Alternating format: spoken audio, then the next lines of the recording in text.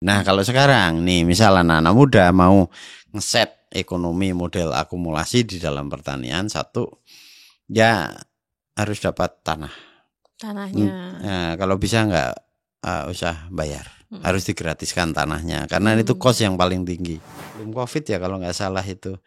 Mantan menteri Pak siapa kok lupa aku, itu datang ke rumah terus cerita kalau untuk masalah tanah dan ya kalau mau bertani yang benar ya di Sumatera yang masih kosong dan dapat hak guna tanah dari negara. Ini semua kalau mau jadi petani yang handal bisa nggak? Kalau aku jawab bisa, tapi harus memenuhi 3 pilar dasar. Halo semuanya, kembali lagi di Tenggara Talk by Aliandra Syabrina. Welcome back, and right here, right now, kita akan membahas topik-topik seputar pertanian dan banyak hal lain yang menarik juga. Dan kita akan ajak ngobrol orang atau sosok yang sangat berperan besar di karir aku. Karena waktu aku ketemu dia itu aku masih sebagai Miss Indonesia dan aku berkolaborasi dengan beliau banyak banget nih untuk membantu orang-orang di Cimenyan dan daerah Jawa Barat sekitar lainnya. Nah, say welcome and say hi to Pak Faiz. Halo, Alia, apa kabar? Alhamdulillah baik. Pak Faiz gimana? Baik, sehat, Alia. Aduh, gimana nih? Apa kabarnya tim Odesa? Masih jalan dan berkembang terus. Ya sejak Alia sampai sekarang. Ini udah berapa tahun Alia nggak pernah ke sana ini? Enggak, aku 2020 2021 main loh ke sana, Ya, ingat enggak? 21 sampai 23 berarti 2 tahun kamu nggak ke sana. Teleponan aja kita. Iya, aku masih rajin kirimin baju. Oke. Iya nih Alia. Ingat tuh waktu itu aku kirim baju yang masih layak pakai, terus Pak Faiz foto, udah terima Al, tapi pas di foto ada kucing-kucingnya Pak Faiz. Jadi pawang. Masih banyak kucing itu di sana. Iya, lucu banget. Tapi yang lebih banyak relawannya sekarang. Alhamdulillah. Sudah berkembang. Nggak kayak Alia dulu zaman itu masih sepi. Sepi Masih ya? yang tua-tua, sekarang yang muda-muda banyak banget. Wah, keren. Masih mahasiswa kuliah S1, ada yang S2. Wah, ada yang sudah lulus juga tetap aktif itu. Jadi makin berkembang. Alhamdulillah. Keren banget. Nah, Pak Faiz, sebelum kita pembahasannya lebih serius lagi, aku pengen perkenalkan Odesa dulu nih ke para viewers yang mungkin belum tahu Odesa itu apa. Nah, boleh nggak tolong Pak Faiz jelasin Odesa itu apa, berdirinya dari tahun kapan, tujuannya apa, dan seterusnya. Oke ya, itu Alia waktu ke sana itu baru 2 tahun. Itu kan 2018. Nah, kita berdiri itu mulai 2016. Kita bikin akta 2017. Itu latar belakangnya adalah karena kita melihat situasi di kawasan Bandung Utara, di pinggiran kota yang masih perdesaan, tapi keterbelakangannya akut. Ada orang sakit nggak keurus ke rumah sakit, ada kartu KIS tapi mereka ternyata nggak mampu membawa mereka ke rumah sakit juga karena masalah pendidikan selain masalah transportasi. Terus anak-anak itu banyak yang putus sekolah, bahkan kelas 5 SD nggak lulus SD juga kita temui.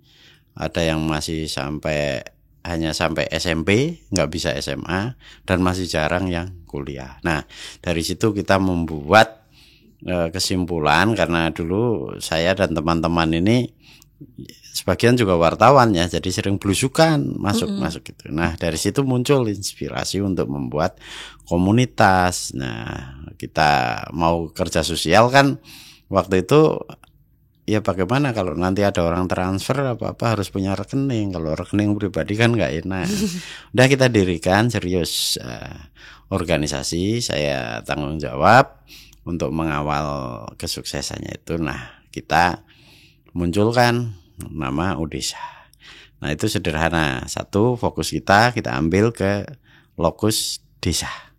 Jadi zona geografinya desa. Nah, O-nya itu harus kita urus, sepakat ngurusi fokus ke manusia desa. Jadi orang desa atau subjek, bukan ngurusi pembangunan fisik. Kalaupun ada pembangunan fisik kayak bangun MCK, itu ya nanti arahnya harus untuk support, untuk mensupport pengembangan kualitas manusia. Jadi orang itu, desa itu orang desa, terus juga harus organik.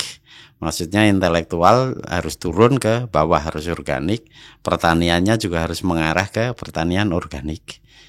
O-nya itu artinya seperti itu. Termasuk online desa arahnya. Nanti kita harus bertransformasi ke modernisasi. Bagaimana pertanian nanti kita harus masuk ke internet, ruang-ruang internet. Nah, kurang lebih seperti itu. Jadi 2016 sampai sekarang berapa? Masuk menjelang 8 tahun nih, 7 tahun. Menjelang 8 tahun. Ih, udah mau 10 tahun. 10 Seru tahun. banget. Ini 8 tahun, tahun depan saya terobsesi untuk mengembangkan sesuatu yang sifatnya lebih kolektif, terutama ke adik-adik relawan yang muda. Karena pas nanti setiap 8 tahun harus upgrade pokoknya kelembagaannya itu. Jadi Nah, itu. O itu orang, O untuk organik, sama O itu online. Organizer juga harus, semua relawan harus ngorganisir. Oh iya. Tidak kalau mau serius mengubah tatanan masyarakat, mengubah masyarakat harus ikut serta ke bawah masyarakat. Tidak bisa perubahan itu hanya kita katakanlah ngelempar bantuan saja. Jadi harus kenal petani. Kalau mau ngerti kemiskinan itu ya jangan hanya baca data dan angka, jangan hanya ngelihat foto, jangan hanya lihat tontonan video atau film tentang kemiskinan. Lihat orang miskin harus masuk ke desa-desa. Ya sama seperti dulu waktu Alia acara di sana kan, kenapa kita intensifkan belusukan kan. Sebelum syuting aja berapa jam kita berinteraksi dengan petani.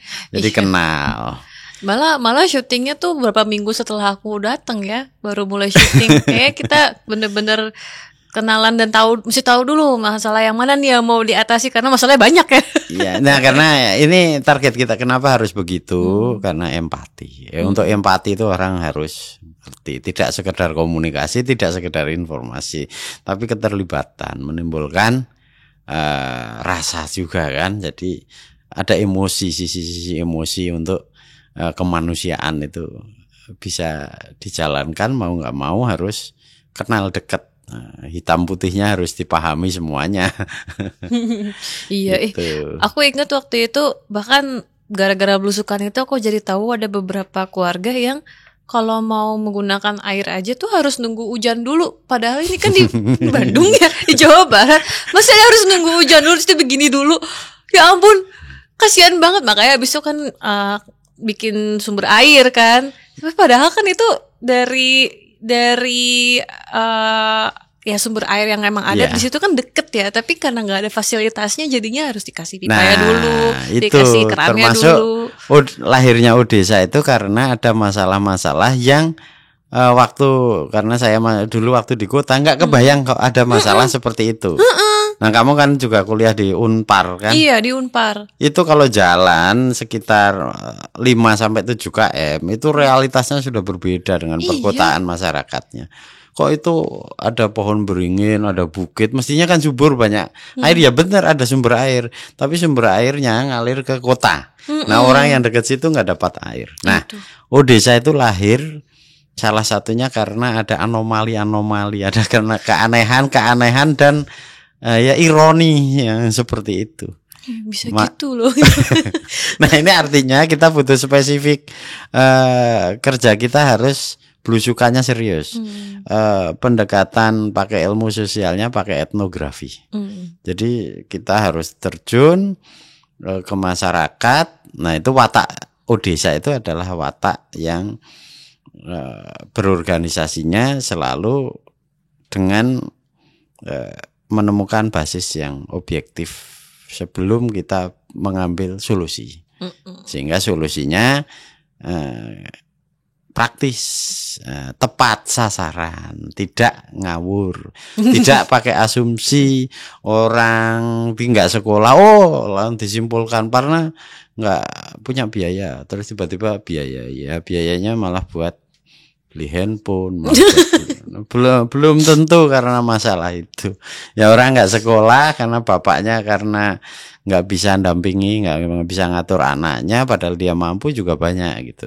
Tapi memang benar ada yang karena nggak mampu secara finansial. Nah, makanya program Desa itu selain program-program pangan, ternak, literasi, teknologi, juga yang ditonjolkan adalah pendampingan. Pemberdayaan tanpa pendampingan bukan pemberdayaan namanya. Kita dampingi intensif terus perlahan, terus harus integratif antara satu sama lain, antara problem kemiskinan dengan problem kerusakan alam. Ini harus juga didesain secara proporsional, keseimbangannya, terus tindakannya juga harus bareng. Nah, terus melibatkan siapa saja itu kita desain semaksimal seperti itu. Oke, sebelum kita masuk lebih banyak tentang pendampingan, aku mau mengungkit tadi yang Pak Faiz sempat bilang program-program Desa kan ada macam-macam. Nah, aku mau tahu dong program yang lagi diprioritaskan akhir-akhir ini tuh apa aja nih yang lagi dijadwalkannya rutin gitu. Nah, kalau rutin ya itu tadi yang Sabtu Minggu untuk anak-anak. Ini anak-anak ini untuk memutus mata rantai kemiskinan itu diprioritaskan. Jadi kita kirim relawan dulu, Alia kan ke situ masuk ikut bersama para relawan juga ngajari ngelukis kalau Alia ya, termasuk itu membangun imajinasi. Literasi kan macam-macam ya. Betul. Baca tulis oke, tapi di luar itu kan memboseni kalau cuma baca tulis gitu. Sekarang baca puisi juga zaman itu sudah kita mulai, termasuk ngelukis kayak gitu, untuk bagaimana antara kecakapan dan imajinasi itu juga seimbang, karena dua hal ini yang di orang miskin tidak punya. Skill dan imajinasi. Nah, kalau sejak kecil diajari skill dan juga memiliki imajinasi, nah itu nanti kedepannya bisa berkembang lebih jauh. Saya pikir gitu ya, literasi sekolah Samin. Nah, di luar itu ya tentu saja program ekologi itu kan banyak bukit-bukit yang kayak padang pasir itu di utara Bandung. Kota Bandung itu banjirnya lumpur itu dari daerah Cimenyan itu. Nah, kita tanami bibit-bibit sekaligus untuk memperkuat pangan, buah-buahan, termasuk gizi ya. Kelor dulu, Alia nanam apa kelor, hanjeli ya, ngerti semuanya itu. Ingat, kelor, hanjeli, sorghum, macam-macam. Tapi yang diutamain sekarang kelor kita sama tambahi sorghum. Pepaya, gerakannya pepaya. Tanaman pepaya. Tidak boleh diremehkan dan itu masif banyak, dan sekarang pada orang makan pepaya.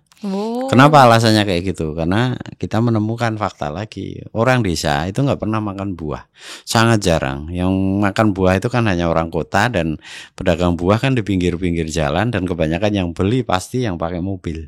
Iya. Kalau naik motor itu malah jarang itu. Artinya sangat sedikit sekali. Dan Indonesia orang yang kurang makan buah, termasuk kurang makan serat ya, sayuran itu. Karena itu gerakan budidaya kelor itu kita sertai tanam pepaya, dan sekarang banyak yang berkembang, akhirnya mereka pada makan pepaya. Kalau dengan pepaya itu jadi gizinya orang desa meningkat, dia pasti makan. Kalau sedikit malah nggak jual, langsung dimakan. Kalau lebih nanti akan meningkatkan finansial mereka, itu bagus. Dan nggak harus punya ladang, cukup di pekarangannya aja bisa ditanami 5-10 pohon. Nah, daunnya juga bisa bergunakan untuk sayur, gizinya luar biasa bagus.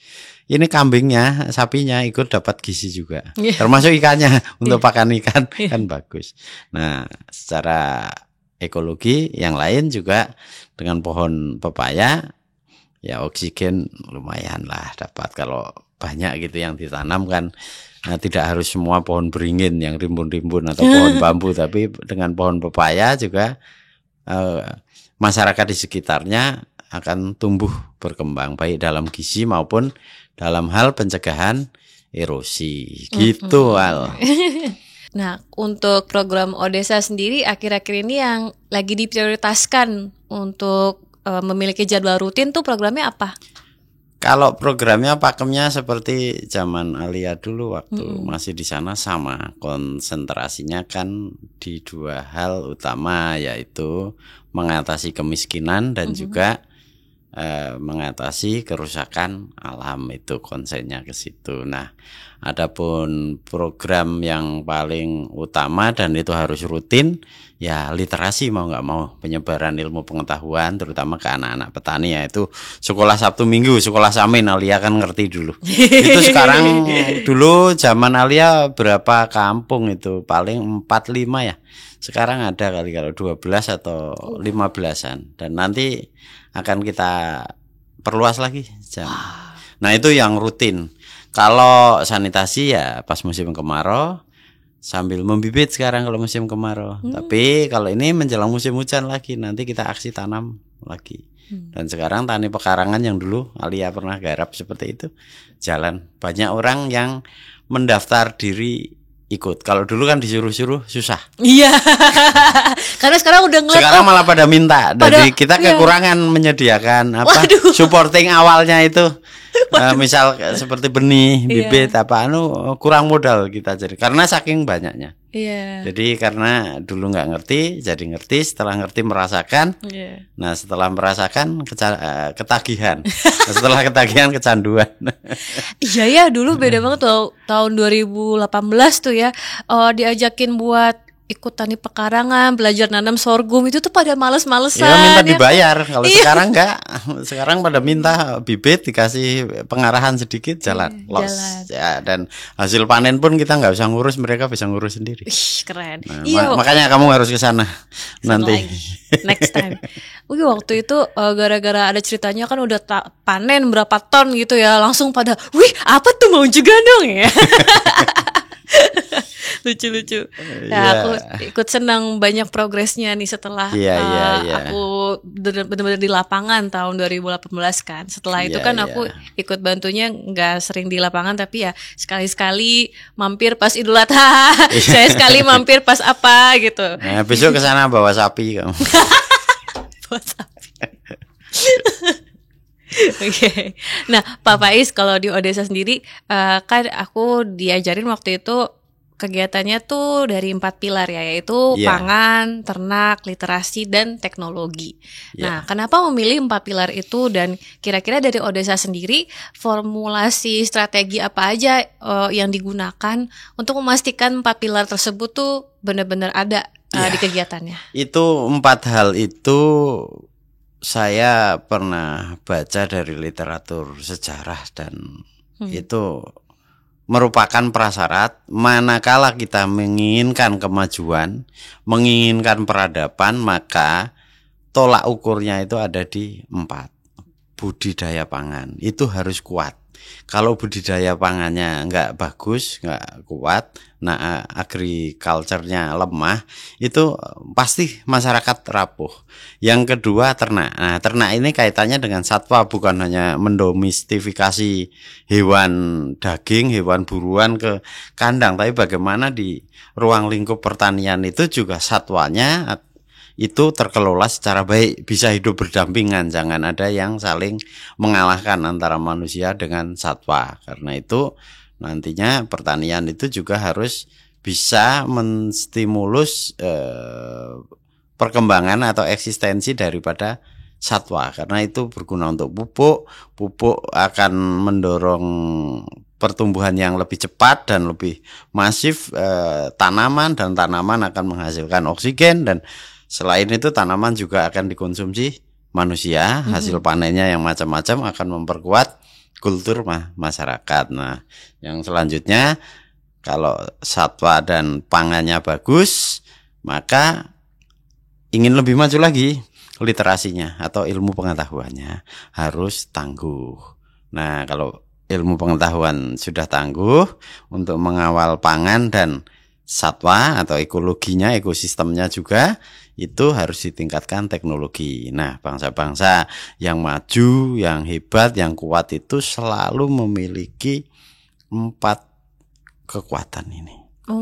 Dan kita belum banyak memiliki, hanya parsial-parsial. Teknologinya juga nggak maju, literasinya juga rendah bangsa kita kan. Nah, saat ekologi, ekosistemnya termasuk satwanya juga hancur-hancuran, budidaya pangannya selalu lemah, nggak mencukupi untuk kebutuhan pangan kita sendiri. Padahal alamnya kaya. Nah, ini ada apa? Ada apa ya? Kemudian strateginya Odessa berarti diformulasi Ya, menjalankan dari- itu. menjalankan Karena itu ya. buat saya itu kalau kita kuat keempat-empatnya itu ya kita akan bagus. Walaupun kalau secara kebangsaan itu masalah teknologi misalnya ya mestinya kita harus memiliki kemampuan produksi teknologi. Tapi sejauh ini kan kita masih konsumen. Nah, semasa kita belum mampu memproduksi teknologi yang canggih untuk menyelesaikan masalah-masalah di masyarakat, ya minimal itu menggunakannya tapi untuk menyokong produktivitas. Jadi misal ponsel itu kan teknologi ya. Iya. Atau alat-alat pertanian yang bagus itu yang harus relevan untuk menyelesaikan masalah. Nah, ini bagian dari inovasi. Inovasi itu sesuatu yang dilakukan dalam rangka untuk mengatasi masalah, bukan menambahi masalah. Iya.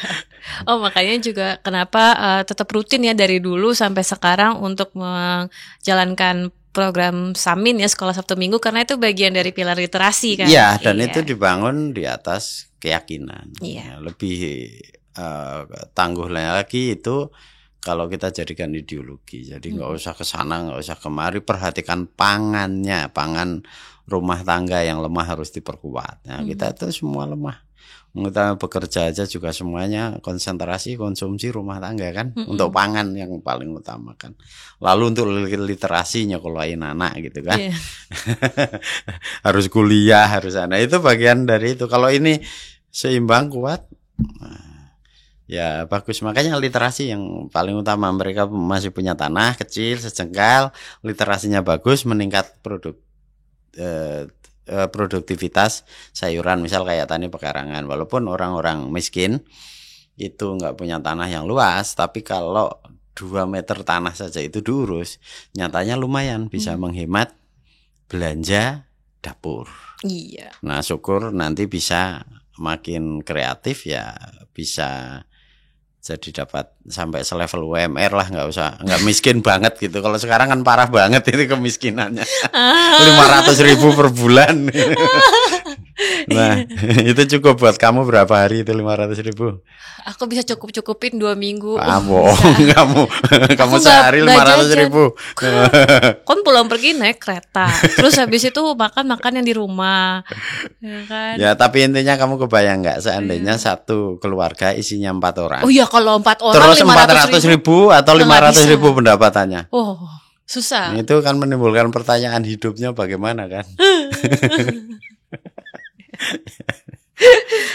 Sedih aku. Ya. Baiklah Pak Faiz, aku penasaran nih. Tadi kan sempat disebut ya pendampingan. Nah, ini tuh maksudnya pendampingan gimana? Apakah sampai setiap hari dituntun nanemnya gimana pas untuk sektor pertanian, atau pendampingan dalam hal pelatihannya itu seminggu sekali aja? Kayak gimana sih teknisnya?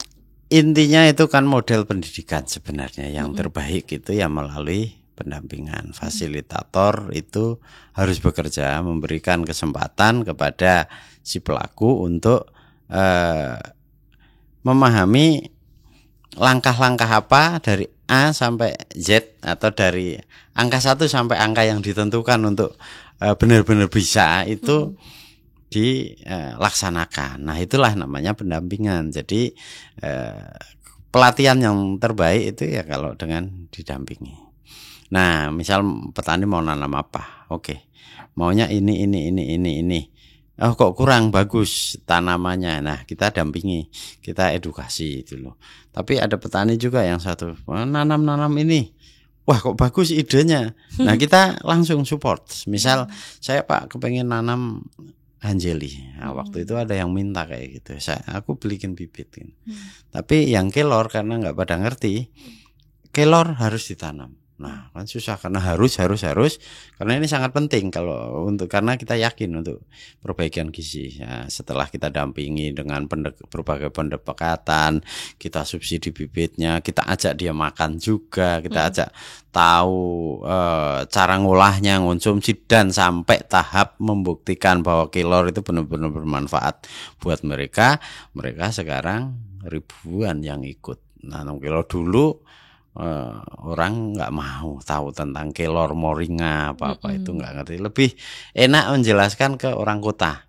Langsung browsing Google, oh yakin ini rekomendasi Perserikatan Bangsa-Bangsa. Kalau yang kuliahan, oh ini kalau orang desa kan, oh ini mistis untuk ngusir demit, ngusir anu. Jadi ada hambatan-hambatan di situ. Tapi orang desa ada nilai lebihnya. Begitu mereka merasakan, tahu ada gunanya luar biasa. Mereka minta, mereka nanam. Malu minta nyolong ngambil, tapi kan nggak apa-apa, kita sebagai orang gerakan sosial itu begitu barang-barang kita dicuri sering diambili, itu artinya mereka merasa butuh. Nah itu ukuran keberhasilanku ya, manakala barang-barang desa itu diambili orang dicuri. Oh sekarang udah sering ya dicoba? Banyak pencurian daun kelor, pepaya apa itu udah biasa. Nah itu memang niatku bagaimana mereka supaya makan kelor dan makan pepaya, makan gitu. Tapi kalau hanjeli enggak kan, harus dimasak kan, susah. Kalau pepaya petik langsung makan kan. Sama antara monyet dan manusia kan konsumsinya. Jadi paling enak kalau nanam pepaya, kamu langsung sukses. Hasil buahnya langsung terdistribusikan tanpa anggaran karena orang pada ngambil sendiri. Jadi itu penghematan, pemberdayaan. Kalau mau memperbaiki gizi masyarakat ya tanam pepaya, itu hemat daripada kamu kirim susu, kirim pangan dari ini itu malah dijual kadang-kadang. Kalau tanamin pohon pepaya mereka manjat sendiri, ngambil sendiri, makan sendiri sampai habis. Udah. Nah, itu seperti itu. Namanya pendampingan itu serius. Bekerjanya kita menjadi pelayan, melayani orang yang membutuhkan, dan juga melayani kalau orang nggak ngerti kebutuhan. Yang lebih penting ya kita harus edukasi. Kayak tadi itu misal kayak kelor itu kan nggak ngerti manfaat kelor. Nah kita paksakan sedikit untuk mereka untuk ngerti. Kita pancing, kita nah setelah sadar ya mereka akan bergelombang terus mengikuti kegiatan kita. Itu seperti itu pendampingan itu. Aku juga jadi ngerasain sendiri kan manfaatnya kelor. Waktu itu Pak Faiz suruh makan sampai bijinya aku suruh makan. Pahit bener. Kalau nggak gitu nggak dipaksa kamu nggak ngalami kan. Pahit banget. Tapi ternyata ada dampak kesehatannya. Terus kemudian aku coba bijinya satu-satu aku tanemin di rumah. Ada beberapa kali yang gagal, ada satu yang berhasil. Oh, udah jadi pohon tinggi banget loh. Sekarang, iya, udah 3 meter apa 4 meter gitu, tinggi banget depan rumah. Nah, itu pendampingan itu. Anak aku itu.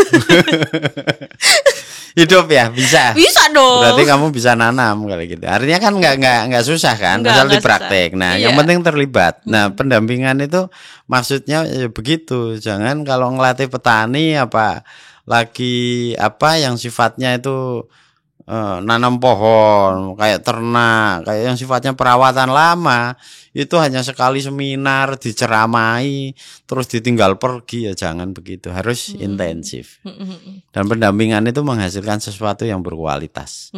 Nah, kuantitasnya memang lambat, tapi kalau kita menghasilkan kader-kader ini yang berkualitas, nanti kuantitasnya akan datang sendiri. Karena ini bisa ngajari yang selanjutnya, duplikat gitu. Iya. Itu yang kita maksudkan, karena ini gerakan sosial. Nah, beda dengan bakti sosial. Kalau bakti sosial itu asal ada barang kasih orang miskin selesai. Itu bakti sosial, itu sudah baik tapi mutunya rendah. Nah, kalau mau berbuat baik mutunya tinggi, harus memakai standar gerakan sosial. Ada gerakannya, bukan cuma punya duit lempar. Ya itu baik, ngasih duit. Oke. Tadi kan Pak Faiz bilang, salah satu clue-nya atau indikatornya Pak Faiz ngerasa berhasil tuh ketika orang-orang di sekitar akhirnya pada nyolongin daun kelornya. Ya bukan nyolongnya, menyukai lah, membutuhkan. Diambilin loh itu kan.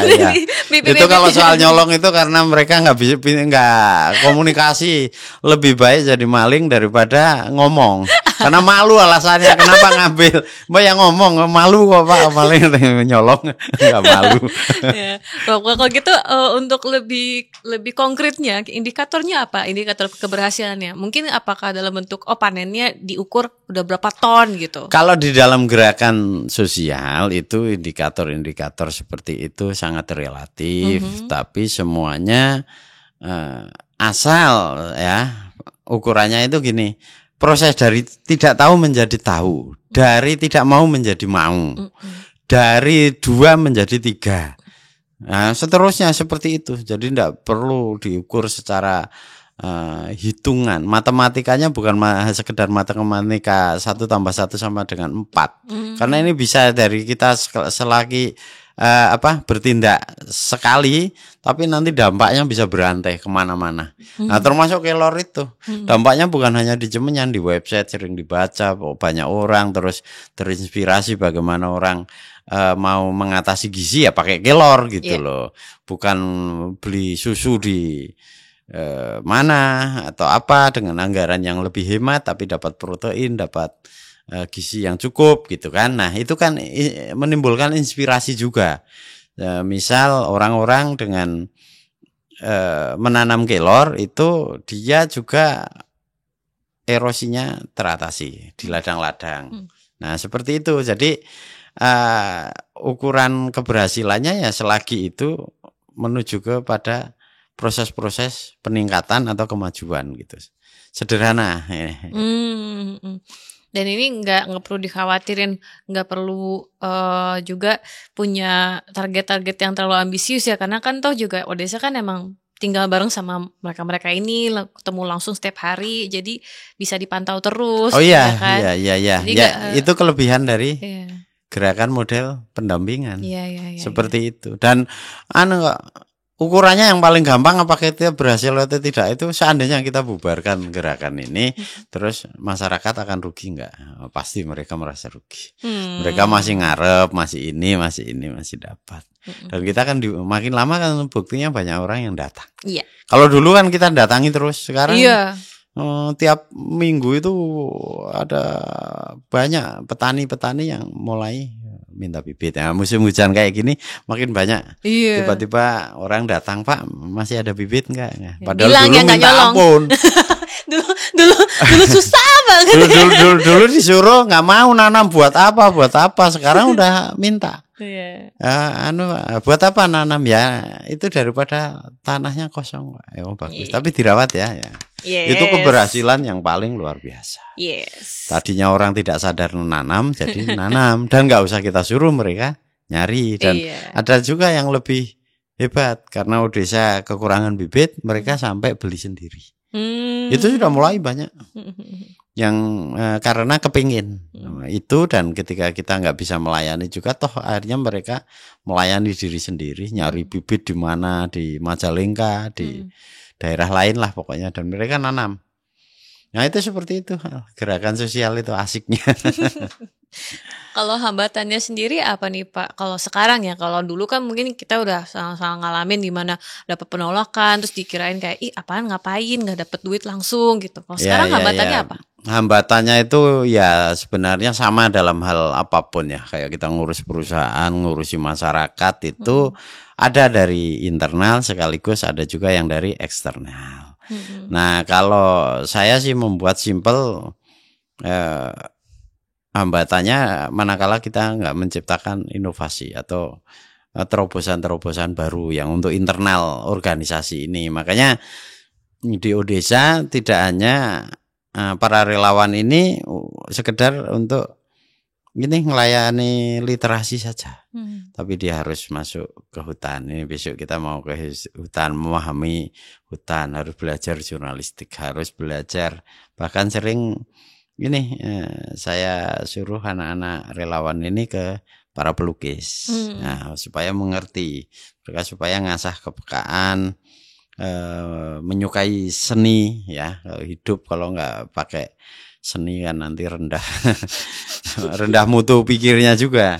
Nah sehingga mereka harus memahami seni, baik lukisan maupun seni yang lain ya, seni musik.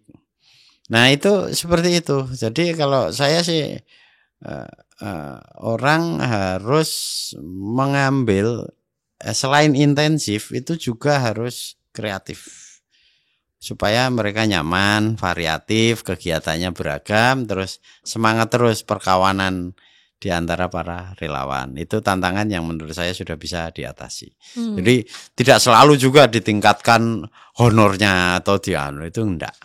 Buat ciptakan hal-hal yang sifatnya itu membuat mereka lebih merasa senang, lebih merasa bahagia daripada tidak melakukan itu. Intinya di situ.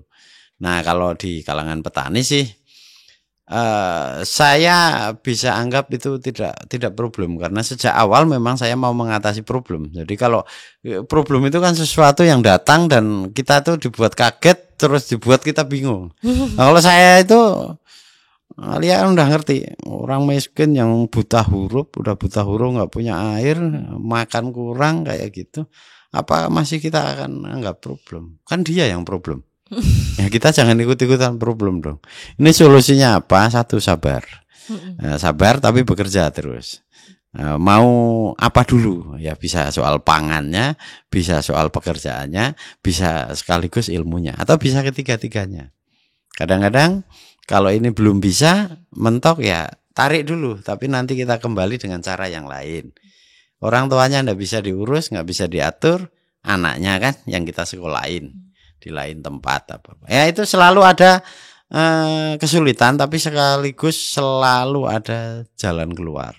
Kalau urusan pemberdayaan itu. Ya tinggal kita itu sebenarnya mau konsisten atau enggak, karena banyak yang berat sekali kan ngurusi orang, apalagi orangnya susah diurus.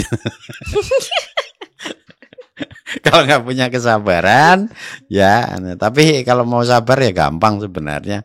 Ya ini jadiin kewajiban gitu loh. Kalau lagi bosen sama orang itu pindah ke orang lain gitu. Nanti ya, dan ciptakan variasi-variasi pekerjaan yang bisa membuat kita semangat lagi gitu.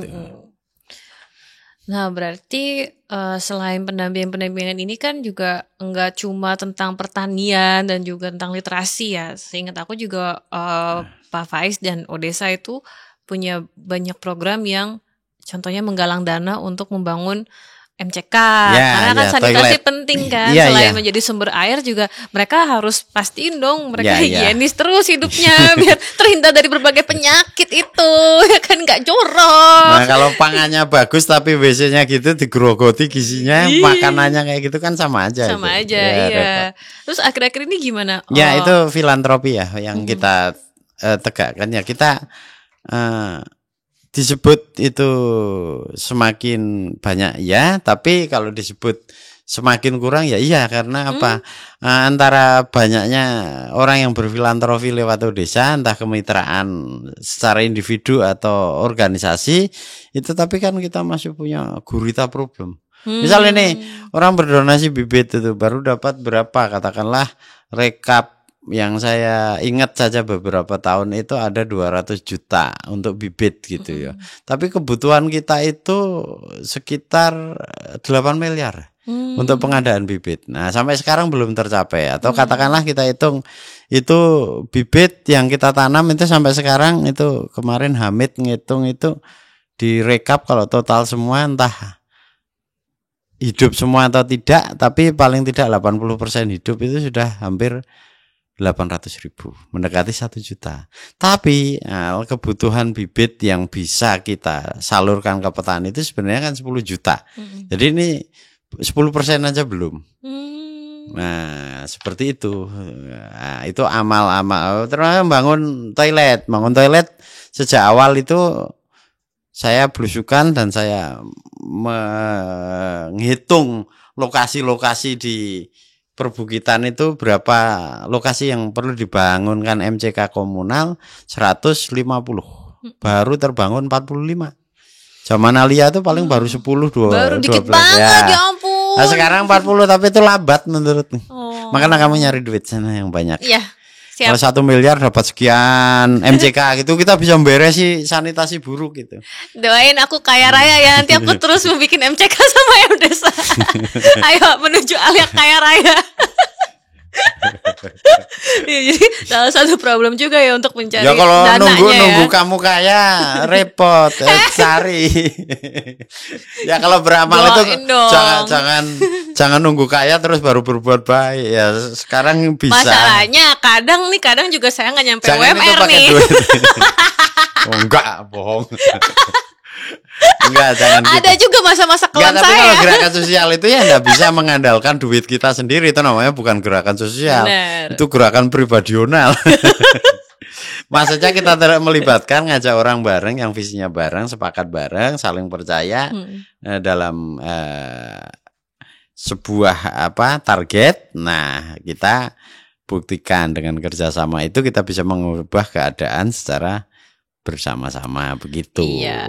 Tapi Pak, kalau emang kita harus nunggu dananya lumayan besar untuk banyak ya untuk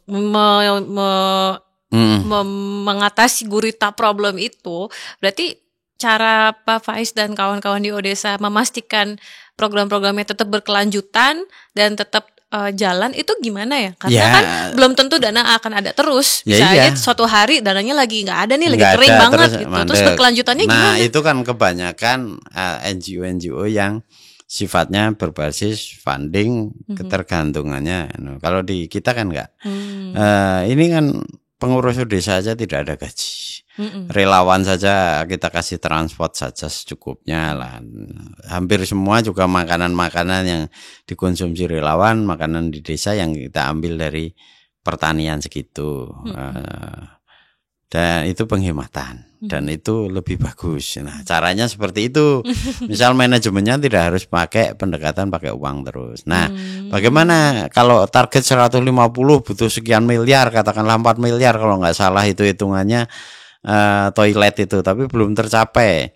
Nah, ya setercapainya tahap 1, 2 untuk menjadi 40 itu nyatanya juga dari 1 angka 1. Nah, ini soal bisa cepat bisa enggak itu menurut saya ya bisa karena memang kemampuan kita ini yang sangat lemah dalam urusan itu. Tapi kita kan juga nggak hanya mikir MCK ya, mikir hal-hal yang lain, misal bibit, mikir juga pendidikan, beasiswa. Itu juga banyak anak-anak miskin yang butuh dana beasiswa untuk sekolah. Kalau mereka nggak sekolah ya udah jadi gelandangan ke sana kemari. Nah ini juga harus kita pikirkan. Kamu sedih aku. Nah seperti itu. Ya makanya kalau di gerakan sosial itu yang penting realistis juga. Jangan terlalu obsesif, tapi tidak boleh juga tidak empati, tidak atau antipati, membiarkan. Karena saya nggak mampu terus ya sudah, saya nggak mampu kok, kita biarin. Nah kalau saya nggak bisa gitu. Saya usahakan semampunya, diotak-atik, cari jalan keluar, nanti juga pasti akan ketemu solusinya gitu. Walaupun itu pelan, tapi pelan itu lebih baik daripada enggak. Pelannya yang berkualitas ya, bukan pelan asal-asalan. Ya, sambil menunggu yang lain kita mengerjakan yang lain gitu loh. Oke, sekarang aku pengen ajak ngobrol Pak Faiz tentang masalah pertanian di Indonesia nih. Sekarang kita agak lebih umum lagi. Kalau tadi kan kita ngomongin tentang lagi Jawa Barat, Cimenyan lagi, ya kan? Cikoneng, masalah Cikoneng, Cimenyan. Nah sekarang aku mau nanya tentang Indonesia nih, umumnya ya. Aku juga lumayan sadar setelah aku belusukan di Cimenyan, memang orang-orang Bandung waktu itu anak-anak mudanya tuh pada nggak tertarik untuk terjun ke pertanian gitu, pada maunya ke kota. Terus aku juga ngeliatin pas aku lagi belusukan, kok aku interaksinya antara sama orang-orang usia lanjut atau anak kecil banget yang belum usia produktif. Nih anak-anak mudanya kemana yang usia produktifnya? Itu kan aku dan sekarang udah pada menikah loh ya, dengan sekolah-sekolah samping itu. Kamu malah belum. Itu kalau 17 tahun belum menikah itu disebut perawan tua loh. Ya kan itu kan untuk standar Cimenyan. Saya tidak tinggal di Cimenyan. Oh, saya mah santai. Emang harus nikah cepet-cepet ya kan?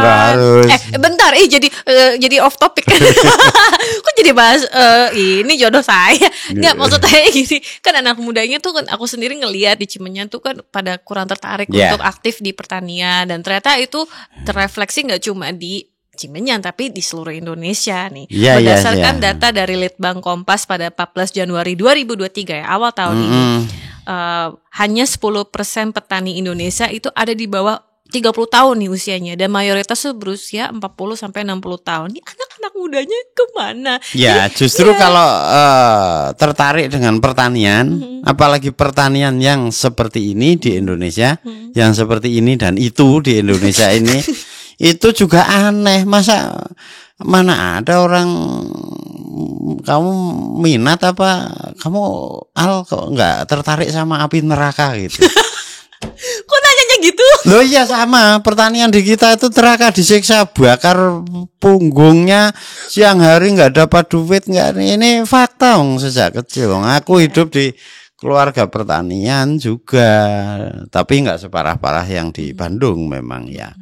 Tapi itu sengsara memang nah, apalagi orang sekarang banyak diiming-imingi hidup yang lebih enak, gaji yang petani itu nggak digaji.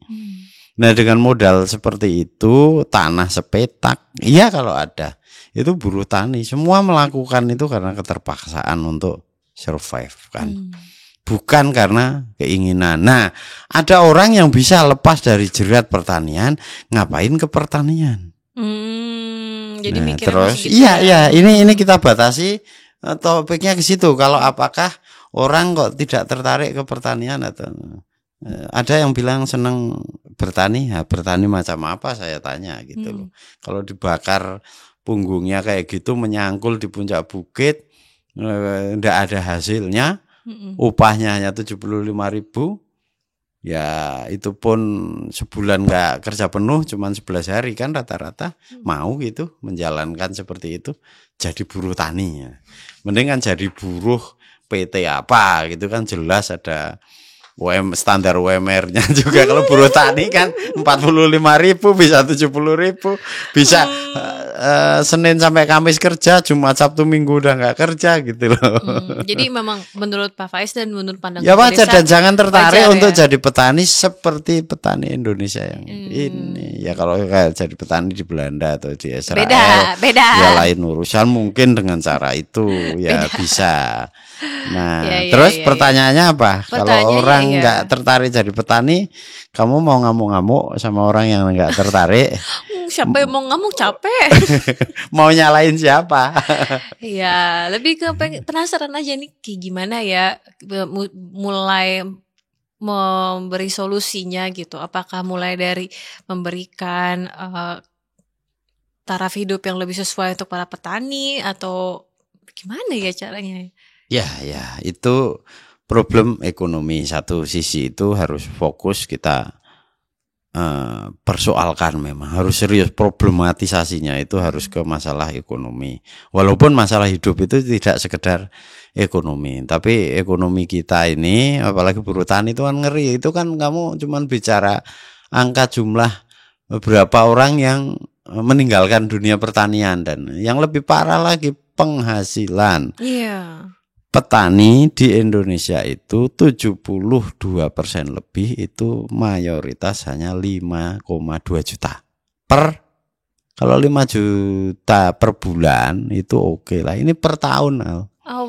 Jadi ya dapatnya segitu petani kita itu. Karena satu, entah lahan, entah skill, entah juga teknologinya, entah juga karena hambatan perdagangannya, entah juga karena empat-empatnya ini berkorelasi tumpang tindih, sehingga menyebabkan pekerjaan pertanian itu tidak bisa dihitung memakai ekonomi akumulasi. Ekonomi pertanian kita itu banyak bisa dilihat.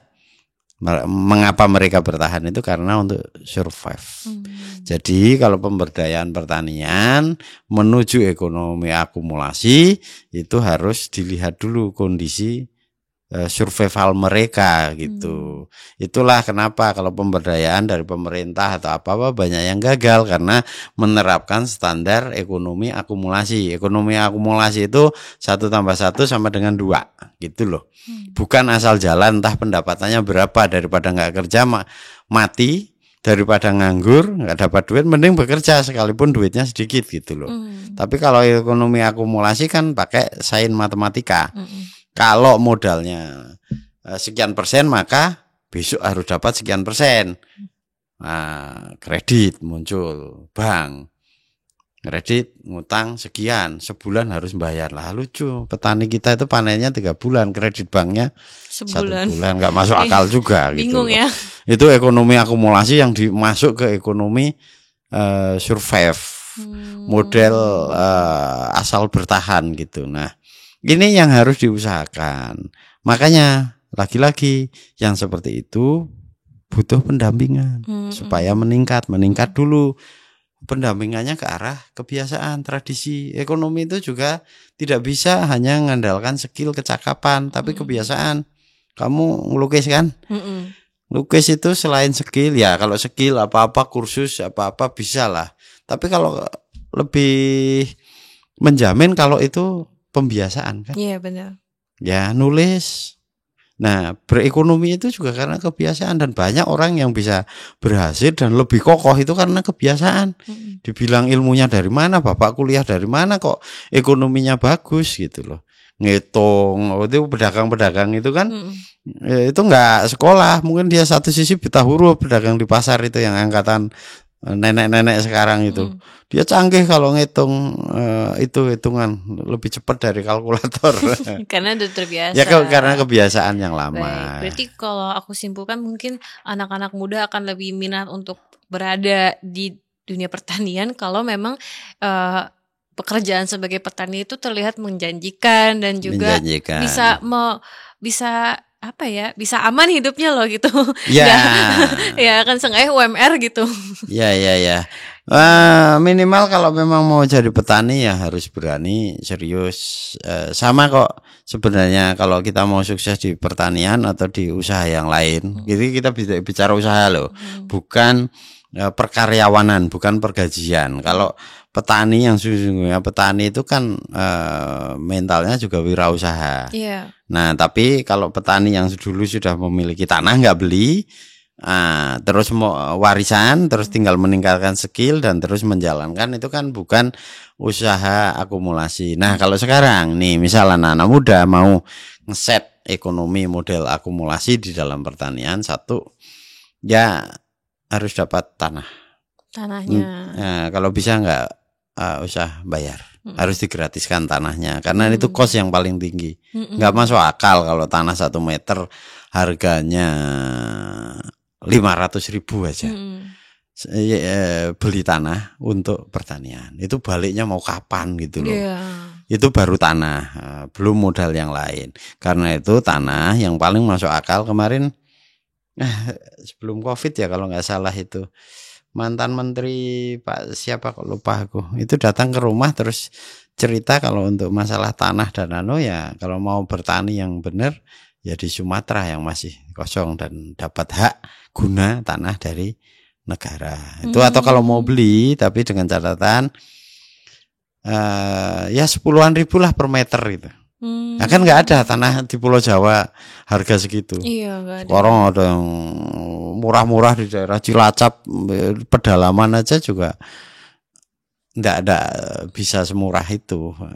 Nah, kalau itu satu tanah harus dikosongkan dari anggaran dulu, dan di situ nanti modalnya juga konsentrasi ke masalah alat, masalah tenaga kerja, terus teknologi kalau bisa diefisienkan juga, karena kalau membayar buruh tani, tenaga kerja tani itu kadang-kadang memang tidak produktif. Tidak produktifnya apa? Bukan karena dia manusia terus kita gusur, enggak, skillnya ini tidak tersedia di kita. Misal untuk budidaya kelor secara masif gitu, ini kita harus didik dulu loh. Nanam hanjeli itu ya butuh skill.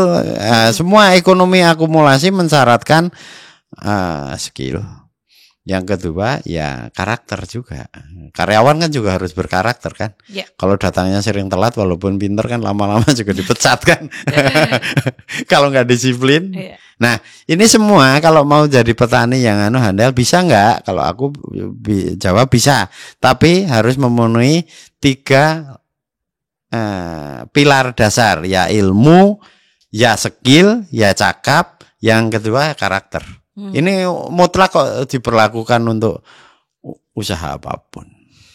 Oke, aku lebih tadi sebenarnya lagi ngebahas terhadap sisi appealingnya gitu, industrinya itu seperti kurang appealing terhadap anak-anak muda karena nggak ngerasa kayak nggak seperti tidak menjamin kebutuhan hidupnya gitu kan, karena tadi kan dilihat tadi prospeknya juga hanya 5 juta per tahun, jadi makanya anak-anak muda pada nggak ke situ.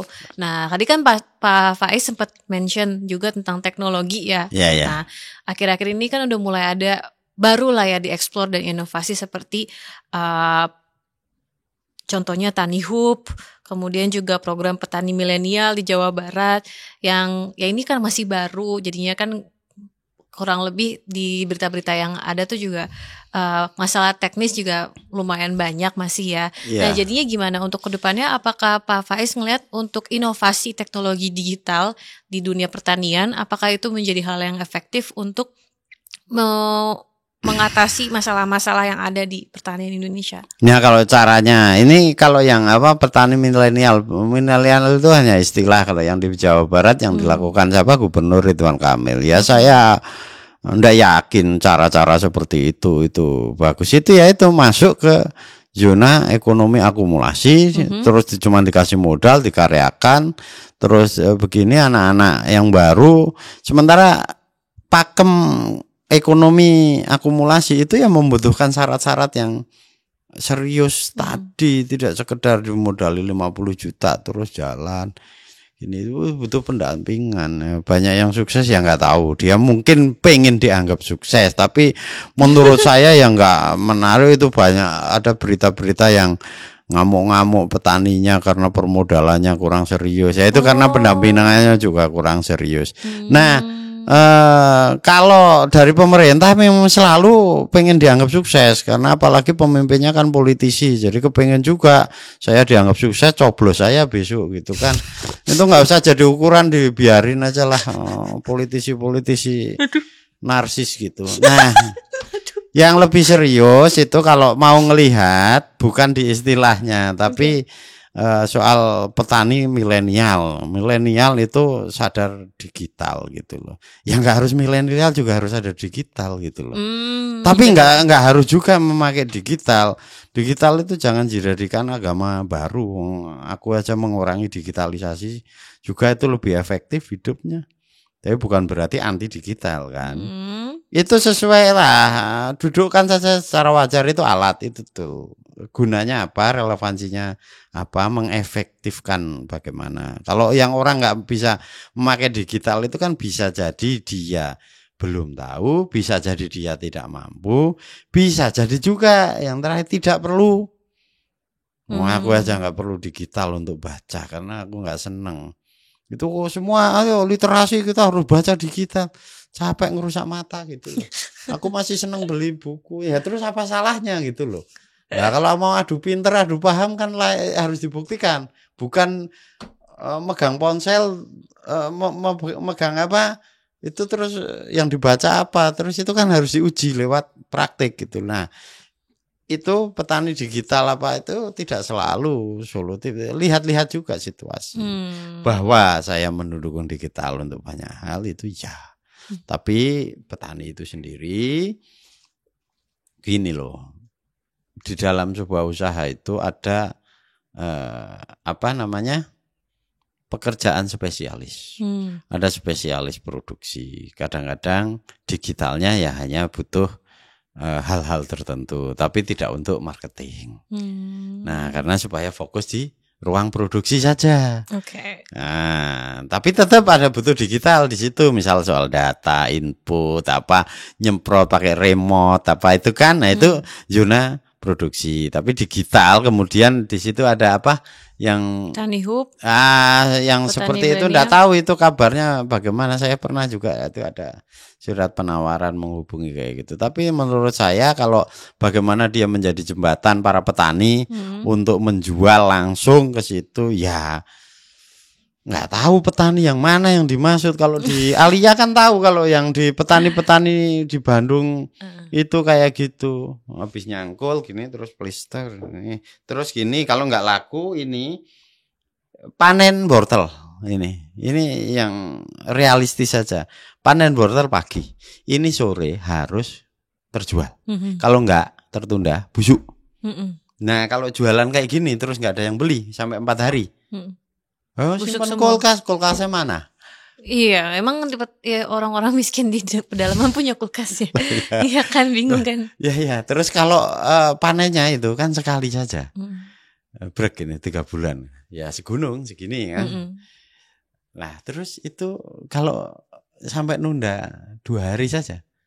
Itu kan buah kayak wortel ada airnya dan itu sah ditimbang bobotnya 1 kilo.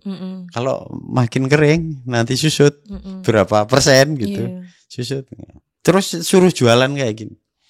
Nah, yang mungkin itu identifikasinya yang agak kurang tepat. Sekarang gini aja, kalau itu untuk menyelesaikan masalah petani, mungkin petani ketua kelompoknya atau yang sudah mampu untuk menjalankan itu. Tapi itu secara umum, kalau apalagi dihubungkan mengatasi kemiskinan para petani kecil, suruh main teknologi seperti itu, mana nggak ada sinyal juga ya. Berarti iya kan? Mungkin sampai di Pak Toha yang atas itu kan sinyalnya sampai sekarang aja masih biar pet itu. Jadi mungkin ini sebagai solusi digital itu agak terlalu jauh ya. Ya kalau itu solusi Indonesia, ya Indonesia yang mana, petani yang mana. Ini mungkin ini kalau aku bisa simpulkan. Kalau saya kan fokus ya, kalau kita buruh tani dan petani yang terbelakang, yang miskin, yang Nah kasusnya di Sumatera, di Kalimantan kan lokal-lokal juga. Jadi ini bagi aku juga melihat kesimpulannya juga ini kurang spesifik masalah yang mau diselesaikan tuh yang mana. Kemudian juga ini terlalu advance, ini udah kayak 5 atau 10 langkah terlalu ke depan di mana realitanya. Yang penting hasilnya gitu. Itu ada nggak, coba setahun 2 tahun ya. Kalau Alia kan tahu desa setahun 2 tahun 3 tahun. Setahun 2 tahun Alia datang itu malah yang mengawali kan pertama gerakan sanitasi berbareng dengan Nah sekarang berkembang enggak dan dibutuhkan masyarakat enggak? Ukuran saya sederhana, produk itu mau laku atau apapun gagasan atau laku masih ada orang yang butuh enggak?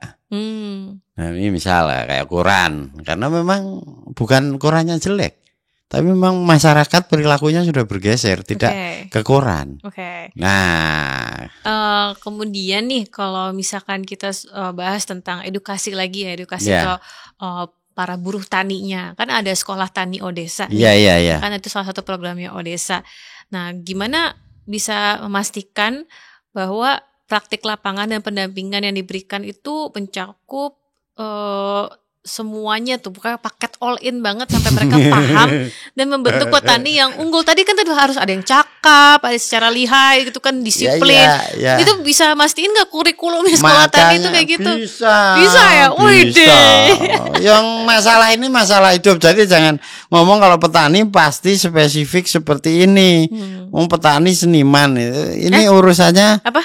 Ya petani ya seniman, jangan hampir problemnya berbeda-beda. Di dalam pertanian juga terhadap variasi-variasi yang berbeda-beda itu, tapi masalahnya intinya sama. Tingkatkan kompetensi diri manusia, kapasitasnya. Itu dan isinya belajar, makanya sekolah.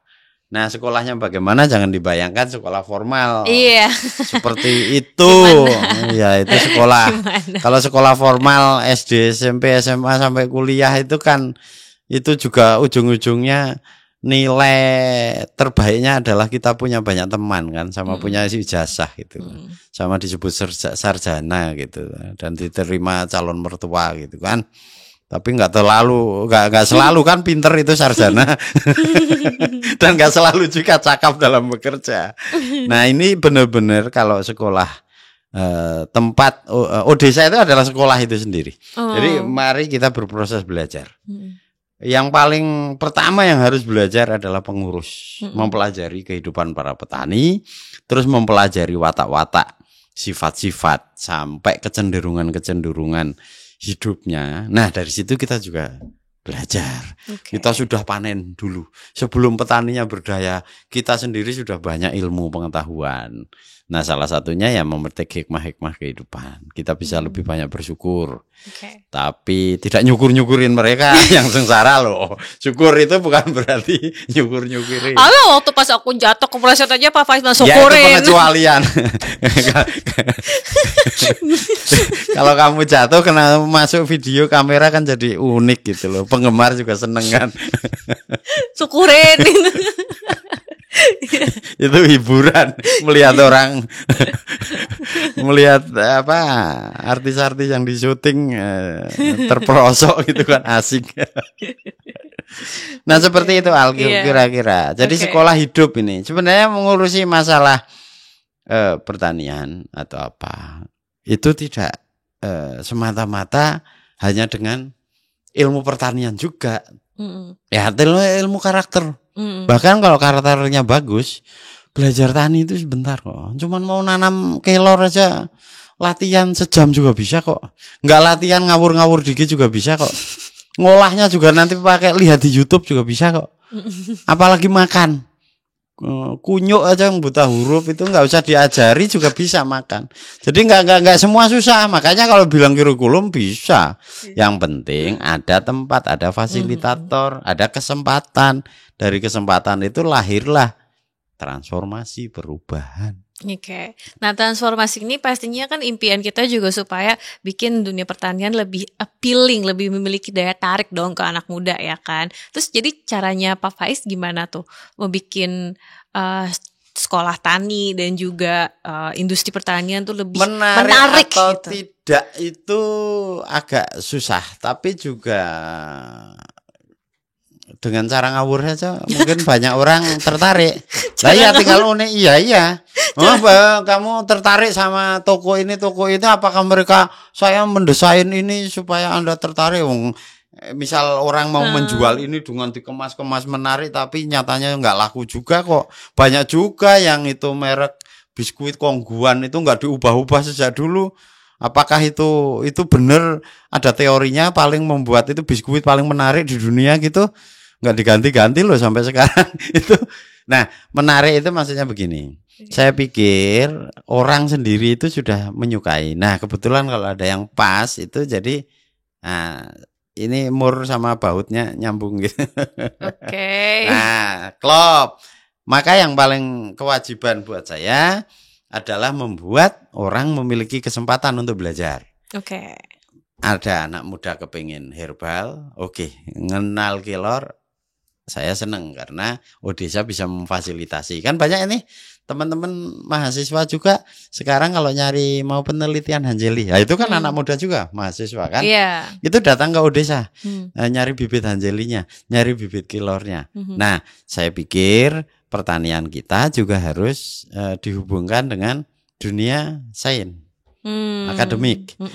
Saya pikir juga nanti pertanian kita juga dihubungkan dengan dunia entertain, yang hiburan, yang itu penting karena supaya pertanian itu ya tidak hanya mengenal masalah tanah dan pupuk yang bau atau kesulitan mencari bibit, tapi juga dihubungkan dengan tantangan-tantangan yang menarik.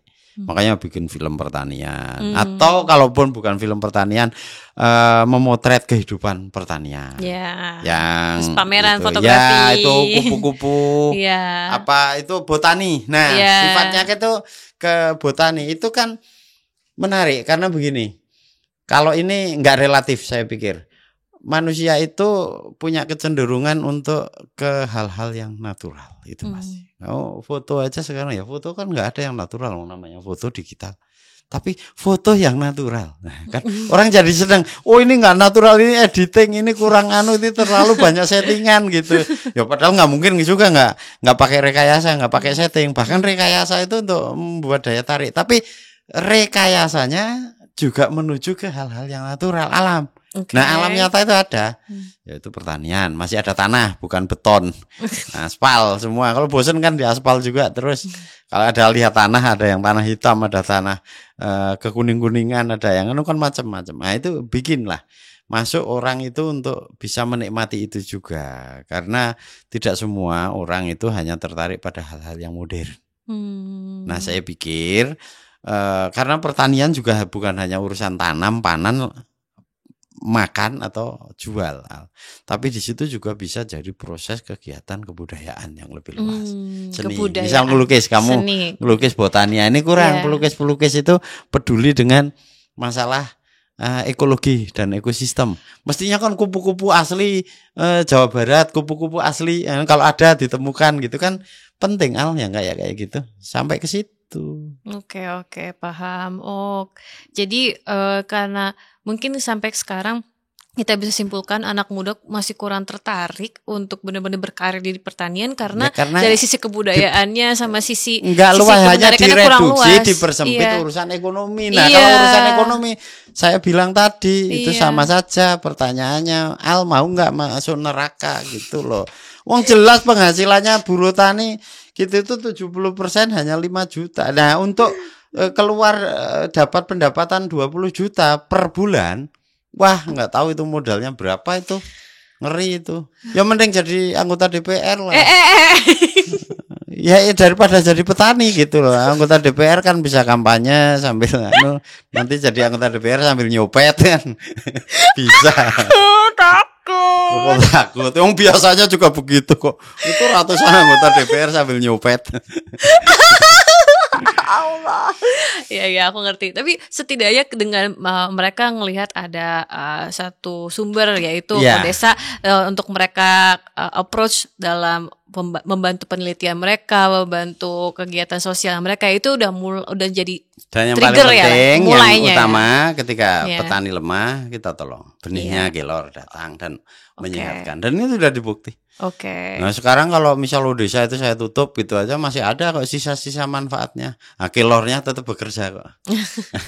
Pohon-pohonnya ilmunya tetap nanam, tapi nanti jangan dimatikan dulu desanya. Kita jalanin terus biar berkembang. Enggak, maksudnya saya cuman untuk dari kesimpulannya nih, kalau anak-anak muda setidaknya untuk memupuk daya tariknya pertanian lagi di hadapan anak muda, setidaknya tuh udah ada Odesa untuk di approach buat belajar dulu dari sisi menariknya tuh apa aja, dieksplor lagi, dan semoga ini nanti kedepannya ya jadi domino gitu, kedepannya di daerah-daerah lain juga anak-anak muda masih ngerasa ternyata pertanian tuh keren. Atau gini saja Al, sarannya yang lebih praktis, kalau belum bisa atau tidak minat dengan usaha ekonomi pertanian, tetaplah dekat dengan kegiatan pertanian. Jadi misal kayak Alia, mau kegiatannya apa, seni lukis atau jadi host atau jadi apa, terserah. Tapi jangan tinggalkan pertanian, walaupun itu tidak secara ekonomi tidak menghasilkan. Nah, pelan-pelan dirancang juga sambil jalan, nanti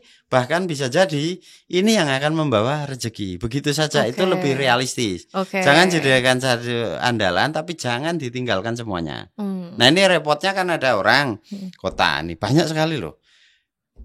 Bosan kerja di kota, pensiun dini bahkan. Terus cari modal. Nah sok-sokan karena nonton YouTube, belajar pertanian sebentar, terus ke tanah di Bogor atau di Bandung atau di mana.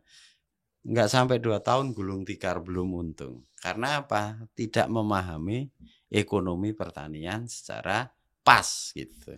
Maksudnya anak muda jangan ninggalin pertanian sehari-harinya tuh maksudnya dalam ya sesempatnya harus menyempatkan misal dia belajar tentang tanaman, praktik menanam juga. Kalau 1-2 pohon seperti yang Alia lakukan itu loh. Persiapan gitu juga nanti kalau pun masa mudanya nggak bisa, pensiun umur 50-an sudah bisa gitu loh. Jadi nggak gagap. Kalau perlu nempati tanah di Sumatera sana, terus membawa paket ilmu pertanian plus paket ilmu wirausaha taninya juga. Karena itu ndak main-main kalau masuk dunia pertanian itu, sama susahnya membangun usaha membuat pabrik. Wong kita membuat usaha jasa atau usaha yang kita sudah punya skill, bahkan ada modalnya juga, belum tentu berhasil kok. Oke. Nah kok ini tiba-tiba orang kota nggak ngerti pertanian, nyeret modal 500 juta atau 2 miliar, membangun bisnis pertanian, nggak sampai 2 tahun gulung tikar. Ini artinya apa? Kita butuh rintisan-rintisan yang masuk akal juga. Jadi kalau misalkan suatu hari anak muda ini nanti pas udah kemudiannya hari pikir ingin mencoba untuk berbisnis di dunia pertanian itu supaya mereka mulai dari nol lagi Nggak dari gelagapan, sekarang. Iya, nggak dari sekarang mendadak. udah dicicil Nah, belajar. ya itu yang lebih itu realistis. maksudnya itu ya. Oke. Ya, kan Oke. kalau nggak lucu juga kalau Alia solusi Indonesia adalah menjadi petani. Alia Enggak, aku nggak pernah bilang gitu. Lah misal gitu. Kalau ini kita yakini terus ya oke kamu bertani segera hari ini kan ya lucu juga. Enggak penting juga Alia jadi petani gitu loh. Tapi kalau Alia urusannya sama petani, ya sering beli produk pertanian dari petani langsung, terus ya membantu ngelukis mereka, ngajari anak-anak mereka kan berguna juga untuk mereka. Oke, aku balik lagi tadi supaya lebih berhubungan dengan topiknya ya. Karena tadi kan aku sebenarnya bertanya tentang anak muda gitu kan, lebih ke concernnya di anak muda tadi. Aku agak bahas kembali lagi ke topik. Oke. Nah sekarang dari tim udah penasaran banget nih. Kalau dari Odessa sendiri melihat peran pemerintah itu dalam mendukung sektor pertanian itu dengan regulasi-regulasi yang ada saat ini itu udah cukup bagus, udah cukup efisien atau gimana? Apakah ada pandangan lain? Ini pemerintah ya, regulasi pemerintah. Fokus di situ. Regulasinya dengan praktiknya harus dinilai dengan berbeda. Oke. Regulasinya secara umum sudah baik. Regulasinya prakteknya, karena kalau regulasi itu nggak ada urusannya dengan jumlah anggaran dan tidak ada urusannya dengan praktik di lapangan dan tidak ada juga urusannya dengan berapa anggaran yang ditilep.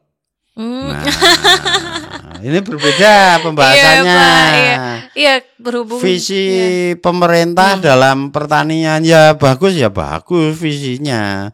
Tapi ini yang mestinya kita nilai itu hasilnya, bukan visinya, bukan pidatonya, pembukaannya. Tapi bagaimana hasilnya sekarang? Kalau Ridwan Kamil bilang petani milenial sukses, itu petani di Jawa Barat itu jumlahnya berapa, yang berapa, terus yang tertanggulangi berapa? Nggak ada ukurannya ke situ. Dan kalau diukur juga nggak ada hasilnya itu program-program pemerintah itu di dalam mengatasi masalah problem pertanian. Meliputi apa?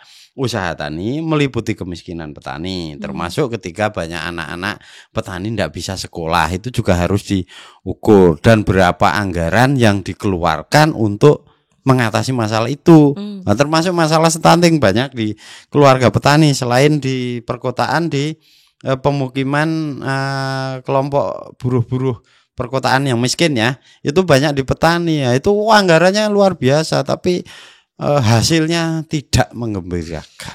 Jadi aku belum puas dengan pemerintah, terutama ya tentu saja bupati, gubernur itu yang punya zona-zona tertentu yang mestinya memahami lokal tertentu untuk mestinya memiliki solusi tertentu. Nah, termasuk dengan pemerintahan pusat ya banyak sekali yang nggak nyambung dengan problem di masyarakat bawah. Ini pemerintah yang mana? Termasuk pemerintahan desa. Banyak desa yang nggak ngerti masalah problem. Mereka dekadesnya petani, tapi nggak punya visi tentang bagaimana pertanian bisa menjadikan daya dobrak hidup, meningkatkan kesejahteraan. Enggak banyak yang memiliki itu. Iya. Tadi kan Pak Faiz sempat bilang juga uangnya ditilep, dan ini berhubungan juga dengan nah, itu kan tiap hari dan bukan hanya pertanian. Iya, memang bener. Itu cita-cita kebanyakan politisi yang nilep uang kok. Iya, kemarin diam-diam begitu kok. Bukan ngurusi pertanian, jangan percaya gitu. Iya, kemarin juga berhubungan dengan kasus yang Oktober kemarin baru lumayan naik ya, karena ada tersangka kasus dugaan korupsi itu ex Menteri Pertaniannya justru yang menjadi tersangkanya kan. Syahrul Yassin Limpo kalau nggak salah, SYL kan, inisial SYL, dan beberapa orang lainnya yang menjadi tersangka kasus dugaan korupsi. Nah, waktu pas Pak Faiz melihat beritanya tersebut tuh, wah ini kan Menteri Pertanian, nggak kaget? Nggak kaget. Karena gini lah, itu di orang-orang nggak kagetnya gini loh, maksudnya banyak yang membuat saya itu tidak untuk mempercayai. Ini baik, ini nyatanya nanti lihat hasilnya. Makanya kalau menghargai sesuatu jangan saat berkuasa, tapi setelah selesai bertanding gitu loh. Itu pemain baik. Ya kalau pertandingannya belum selesai, kalau kompetisinya belum selesai, kita mau menilai baik bagaimana kalau kompetisinya belum selesai. Ini baik iya, tapi akhirnya korupsi. Yang di sini akhirnya ya mungkin saja baik 3 kali, tapi sekali buruk dia masuk penjara. Jadi nggak heran ya ini. Nggak heran. Politisi korupsi kan sudah banyak juga. Iya betul. Justru kadang-kadang aku heran kalau ada menteri nggak korupsi itu. Gimana? Ya aku jadi heran kenapa Anda nggak korupsi. Maksudnya lebih bagus kalau memang dia tidak korupsi. Nah kalau politisi korupsi kan udah nggak kaget itu. Iya betul. Ya semoga kan berita itu kalau ada keunikan. Kalau sudah biasa kan bukan berita. Semoga kedepannya semakin minim ya ini, semakin berkurang. Karena harapannya juga kasus korupsi berkurang. Harapannya begitu. Nah, kemudian ada juga sempat yang menjadi pembahasan banyak orang itu sempat ada subsidi pupuk berbasis pupuk kimia ya. Menurut Pak Faiz, subsidi pupuk ini merupakan hal yang efektif nggak? Untuk apa? Untuk para petani. Ya petani yang membutuhkan ya efektif. Tapi di situ kan juga program itu tidak berjalan bagus di setiap. Mungkin ada yang tepat, yang merasa tertolong. Ya program subsidi itu namanya juga membantu, tidak bisa menyelesaikan semuanya. Tapi saya melihat di lapangan, terutama di petani-petani Bandung sana, tidak bisa membeli dengan sekalipun sudah punya kartu tani itu. Karena manajemen penyalurannya juga kita itu belum cakep. Itu bantuan beras, bantuan pupuk sama belum profesional. Pemerintahan kita itu belum menjadi pelayan yang baik dari sisi birokrasi. Nah itu satu. Yang kedua, pupuk kimia itu kan juga bisa menimbulkan masalah. Tapi yang lebih penting lagi adalah bagaimana si petani itu pada pinter dan percaya diri dengan pupuknya sendiri tanpa harus memakai pupuk-pupuk seperti itu. Ya terlalu jauh lah kalau petani harus bisa membuat pupuk sendiri yang kimiawi yang sampai seperti itu. Tapi paling tidak kalau ternak mereka melimpah juga setidaknya akan tertolong. Terus yang kedua kan ada problem juga, kenapa tani lahan-lahan tanah itu yang semakin sakit ya, ada kategori tanah sakit loh istilah saintifiknya itu karena terlalu banyak dieksploitasi, ditanami, dan itu kan sistemnya monokultur. Coba kalau budidaya pertaniannya itu lebih ke polikultur, aneka ragam hayati, tentu akan lain urusannya, termasuk ngefek ke efisiensi pupuk juga karena ada produksi kompos alami dari dedaunan pohon yang tinggi, pohon yang macam-macam lah, ada buah-buahnya juga. Ini kan pertanian kita itu kesulitan pupuk karena sudah stoknya sedikit, harganya mahal, dan petani sendiri kecanduan dengan pupuk jenis itu. Gitu. Kecanduan pupuk itu suatu masalah ya. Aku baru tahu ada petani ya, bisa kecanduan pupuk. Ya kecanduan pupuk, setiap kali nanam harus pakai itu, padahal nggak pakai itu juga masih mungkin bisa. Misal ya mereka puluhan tahun kalau pendidikan kita itu memikirkan keberlangsungan para petani, bayangkan mereka akan bisa ya 30, 40 sampai 50 tahun bahkan 60 tahun seumur hidup loh ini. Jadi petani, bermata harian petani. Kenapa sih tidak dididik sejak awal? Ya sejak muda-muda. Artinya sekolahan itu juga penting memiliki kurikulum pertanian di level mulai dari SD, ada mulai disisipin SMP, SMA-nya dididik. Dan itu anak-anak petani dibekali dengan skill pembuatan pupuk. Ya. Kalau begitu ceritanya mereka akan lain nasibnya. Kalau sekarang ini kan mereka dikasih ini kurang, dikasih itu kurang. Nah, subsidi pupuk itu juga termasuk yang bikin kecemburuan di kalangan petani karena ada yang dapat, ada yang tidak. Sama-sama nasibnya, hanya karena beda saudara, yang ini diuruskan, yang ini tidak. Kalau di desa kan problemnya kan kayak gitu. Ada yang dapat beras, ada yang tidak, sama-sama miskin, yang ini dapat. Nah, aduh, ya kayak gitu, nggak gampang ngurusi negara itu memang. Berarti pada prakteknya untuk subsidi pupuk ini masih kurang tepat ya, kurang efisien ya. Ya, enggak. Ya itu diperlukan, terus harus diperbaiki pelayanannya dan yang adil lah.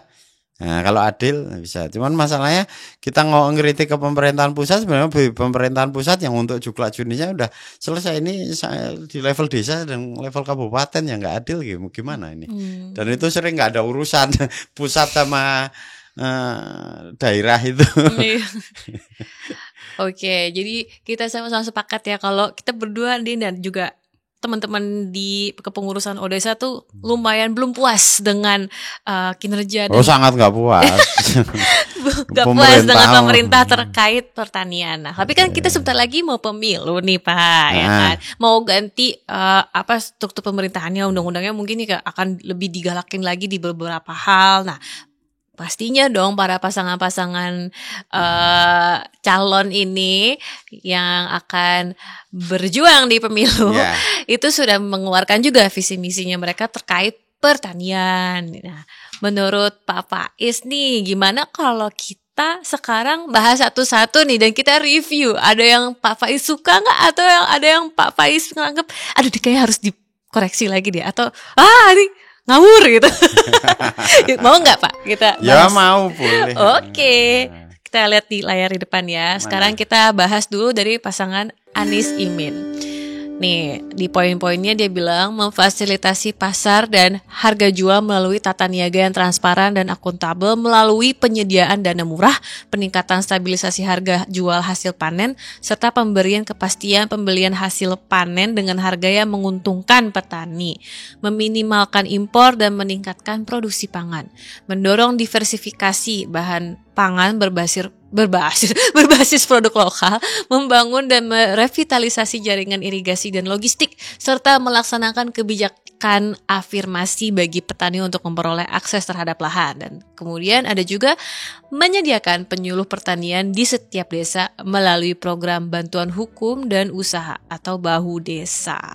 Gimana nih untuk pasangan Anies Imin?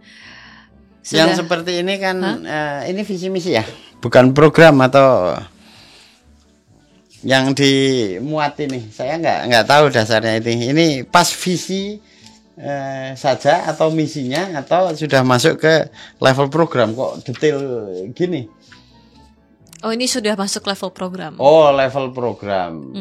Ya kalau begini, kalau hanya 4 item ya jelas kurang karena masalahnya banyak. Tapi yang ini masuk semua itu artinya sudah biasa. Itu sejak tahun 2000 Pilpres pertama itu ya visi misi calon presiden itu ya ndak ada yang jelek. Gitu loh. Nah, coba dilanjut aja. Nanti kita analisis bareng saja kalau kayak gini. Oh, ini kan kayak puisi gitu ya. Puisi. tapi aku puisi itu indah dibaca tapi kadang-kadang nggak ada gunanya gitu loh. Nah ya kalau kayak gini enggak bisa saya menilai. Oke, ya tapi di poin aku bikin 5 menit juga lebih bagus dari ini bisa. Waduh. Lah ya ngapain kayak gitu, memfasilitasi gini, berbuat baik gitu kan sama kamu. Kalau kamu jadi manusia Indonesia yang berguna apa? Menjadi anak saleh itu apa? Yang penting enggak nyopet. Oke, cuman itu yang di poin terakhir kayaknya keywordnya agak kurang tepat ya. Dia bilang menyediakan penyuluh doang, bukan pendampingan kan, bukan pendamping. Ya, penyuluh itu bisa kalau di Jawa itu bisa bersilat lidah juga. Nanti penyuluh itu ya dia bisa memberikan penyuluh. Entah nanti pekerjaannya itu sebagai pendamping atau sebagai tukang ceramah saja, aku nggak tahu itu nanti. Biasanya ya Karena kalau aku memang, cuma- makanya retorika seperti ini ndak bisa, kalau menurut saya ndak terlalu penting juga untuk dilakukan, kecuali ya kan aku bilang jelek Pak, maaf, minimal Mike ya. ya, menebangi sekian pohon tanpa menanam lagi lah, itu program yang harus dikutuk kan. Tapi kan nggak ada yang kayak gitu.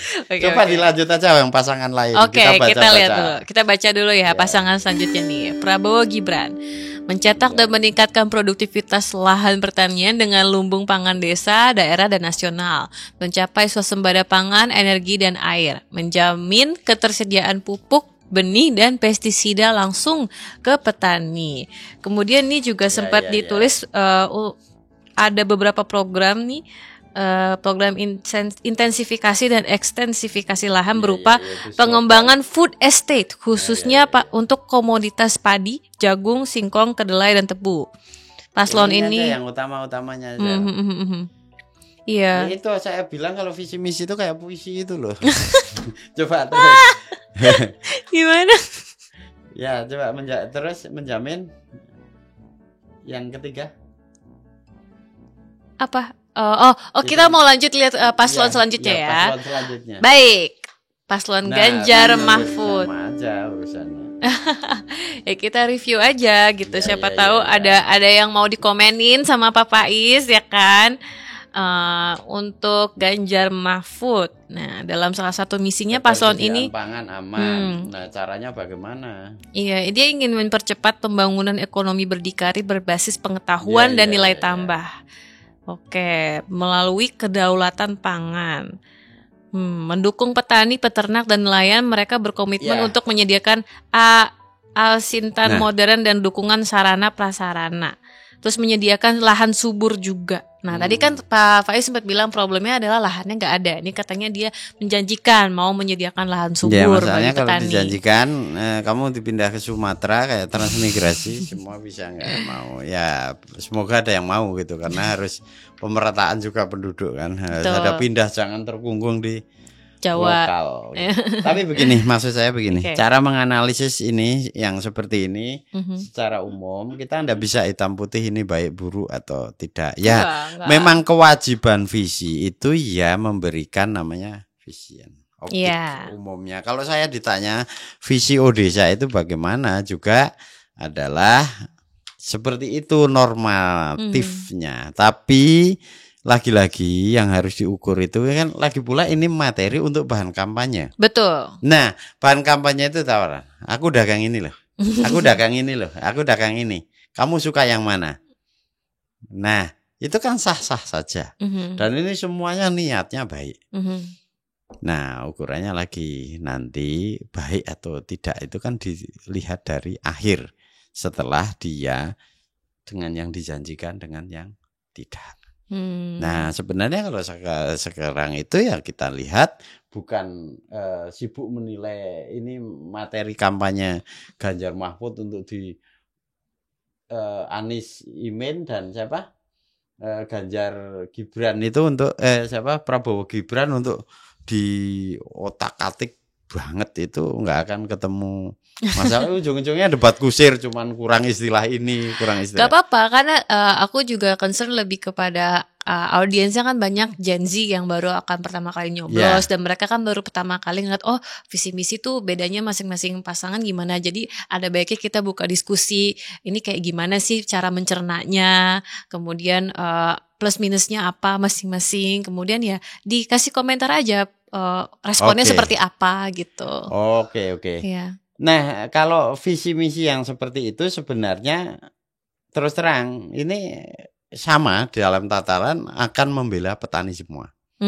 Tapi kelemahannya adalah kita belum melihat tentang masalah program-program yang akan menjadi tekanan. Dan juga ini program pertanian ini kan nggak bisa dipisahkan dari masalah perdagangan, masalah Menko Polhukam juga politik dan yang lain juga, itu nanti bagusnya mana. Tapi secara umum tiga kalau teman-teman mau melihat, maksudnya begini, kalau teman-teman mau melihat tentang apakah masing-masing pasangan ini dengan program pertaniannya itu bagus atau tidak, sebenarnya lebih baik jangan melihat visinya. Bagus, oke. Saya tidak akan menilai satu persatu mana yang lebih baik atau tidak, karena menurut saya semuanya ya normatif. Namanya normatif itu ya kayak gitulah, relatif.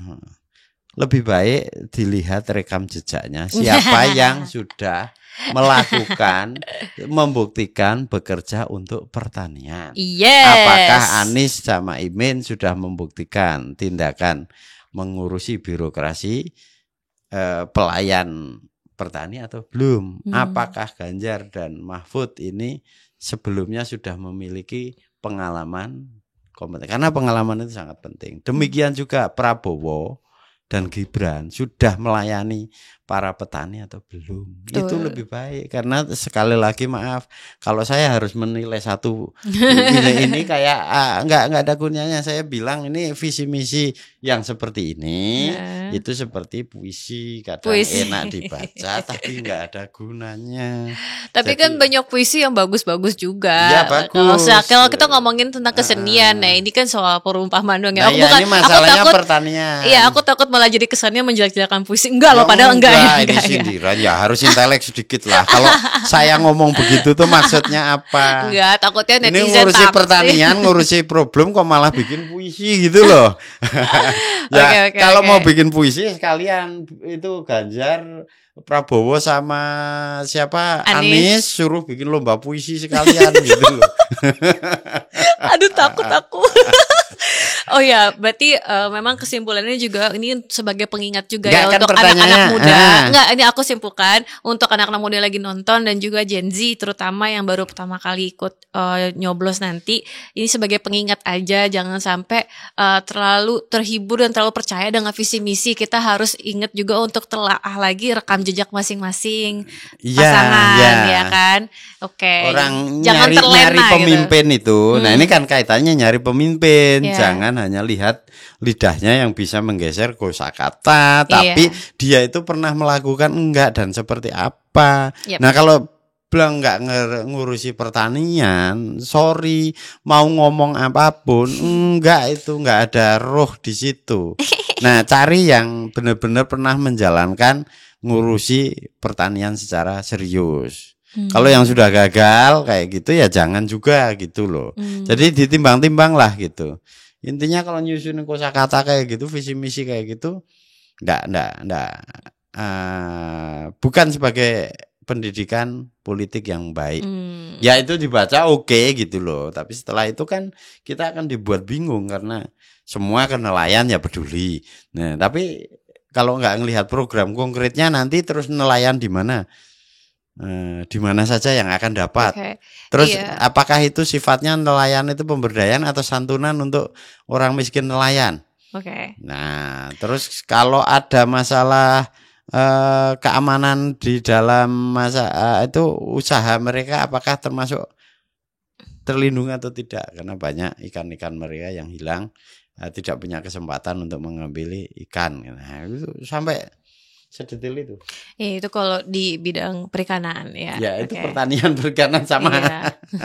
Iya, dia sempat mention juga.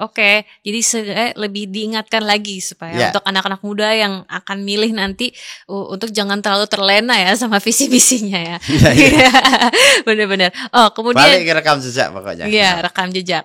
Nah, menurut Pak Faiz nih dan juga teman-teman Odesa, yang harusnya menjadi titik urgensi atau hal krusial di bidang pertanian, pangan, dan ternak yang harusnya menjadi prioritas utama di pemerintah Indonesia itu apa?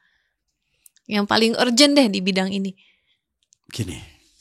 Apa? Kalau menurut saya yang mereka petani itu yang miskin ekstrim itu yang pendapatannya 5,2 juta per tahun itu harus dibabat. Mereka mayoritas di petani. Wah, jumlahnya kan banyak sekali kan.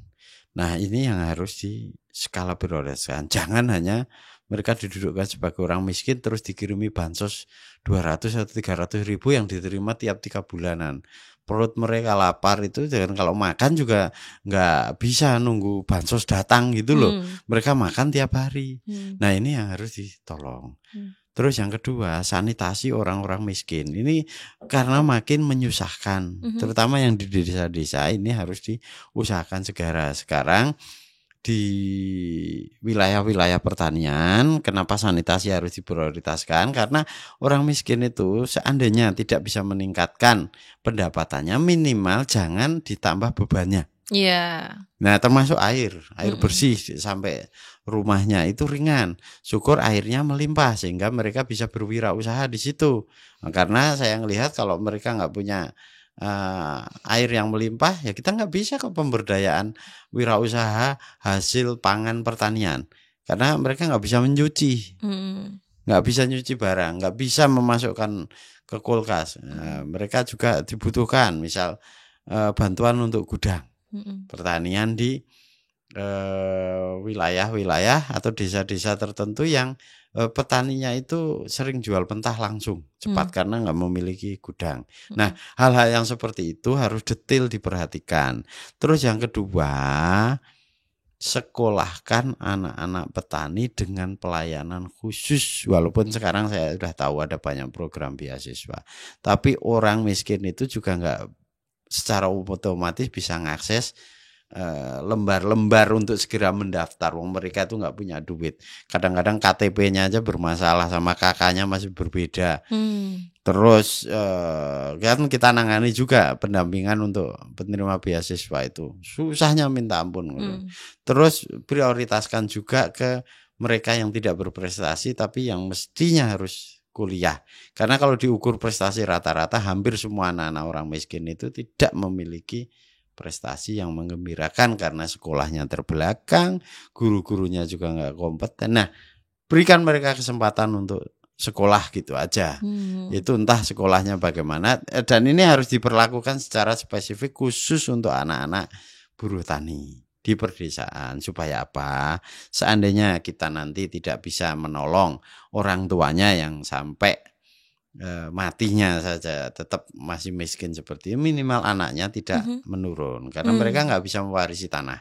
Mereka nggak bisa menyekolahkan ke SMP bahkan. SMA juga enggak. Nah akhirnya apa? Ke jalan kan mereka. Entah bekerja sebagai kuli.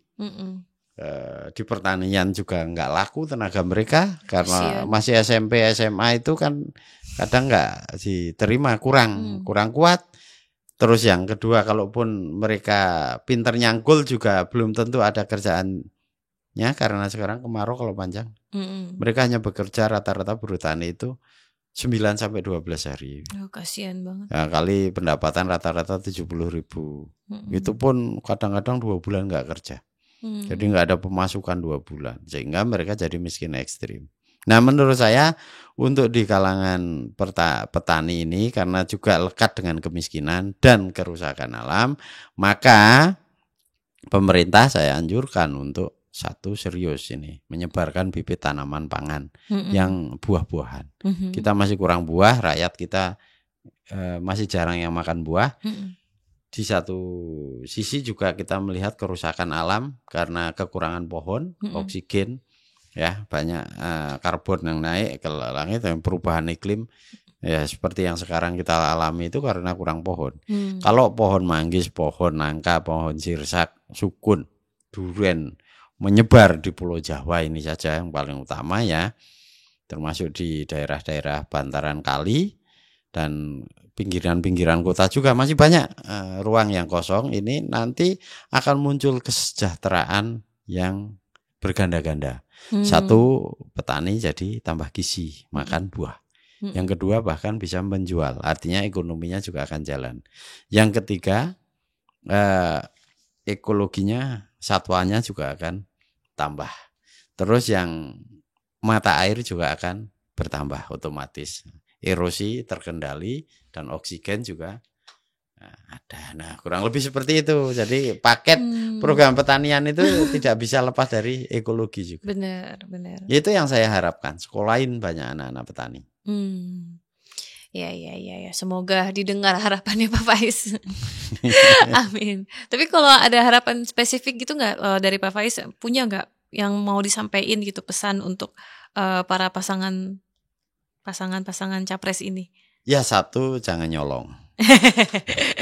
Ya. Banyak nyolong, entah dia nggak nyolong tapi nyuruh yang lain untuk mengorganisir keuntungan gitu.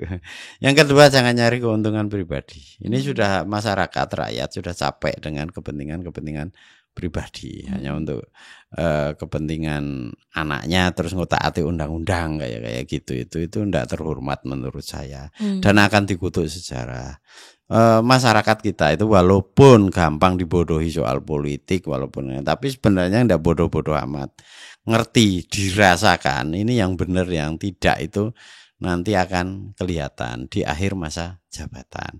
Karena itu menurut saya berhati-hatilah di dalam menahkodai kekuasaan, karena banyak orang setelah berkuasa juga ndak bisa apa-apa. Katanya kalau kita nggak ngambil peran kekuasaan, kita nggak akan bisa menjalankan kebijaksanaan. Nah ini perkaranya, kenapa sih yang jadi politisi, jadi bupati, mulai dari kades lah, bupati, gubernur, sampai kementerian, presiden juga tidak memanfaatkan kesempatan itu untuk berbuat bijaksana, malah yang tadinya orang baik begitu masuk ke kekuasaan malah jadi maling. Koruptor itu maling. Iya, Sebutan yang paling benar maling. Nah, copet gitu kan, ngambil anggaran kayak gitu. Nah, birokrasi kita itu kan juga belum sehat sekarang. Bukan hanya masalah pemilunya, tapi mental birokrasi kita, PNS itu kerjanya juga banyak yang hanya ya sekedar mereka dilayani, belum melayani masyarakat. Tidak ada gairah perjuangan untuk bagaimana ini anggaran hak rakyat, bagaimana rakyat miskin terlayani. Kurang pada empati orang-orang kita, terutama yang di birokrasi apa-apa itu seperti tidak manusia. Mereka itu nggak bisa menjalankan misi birokrasi itu untuk kemanusiaan, masih nyari keuntungan sendiri.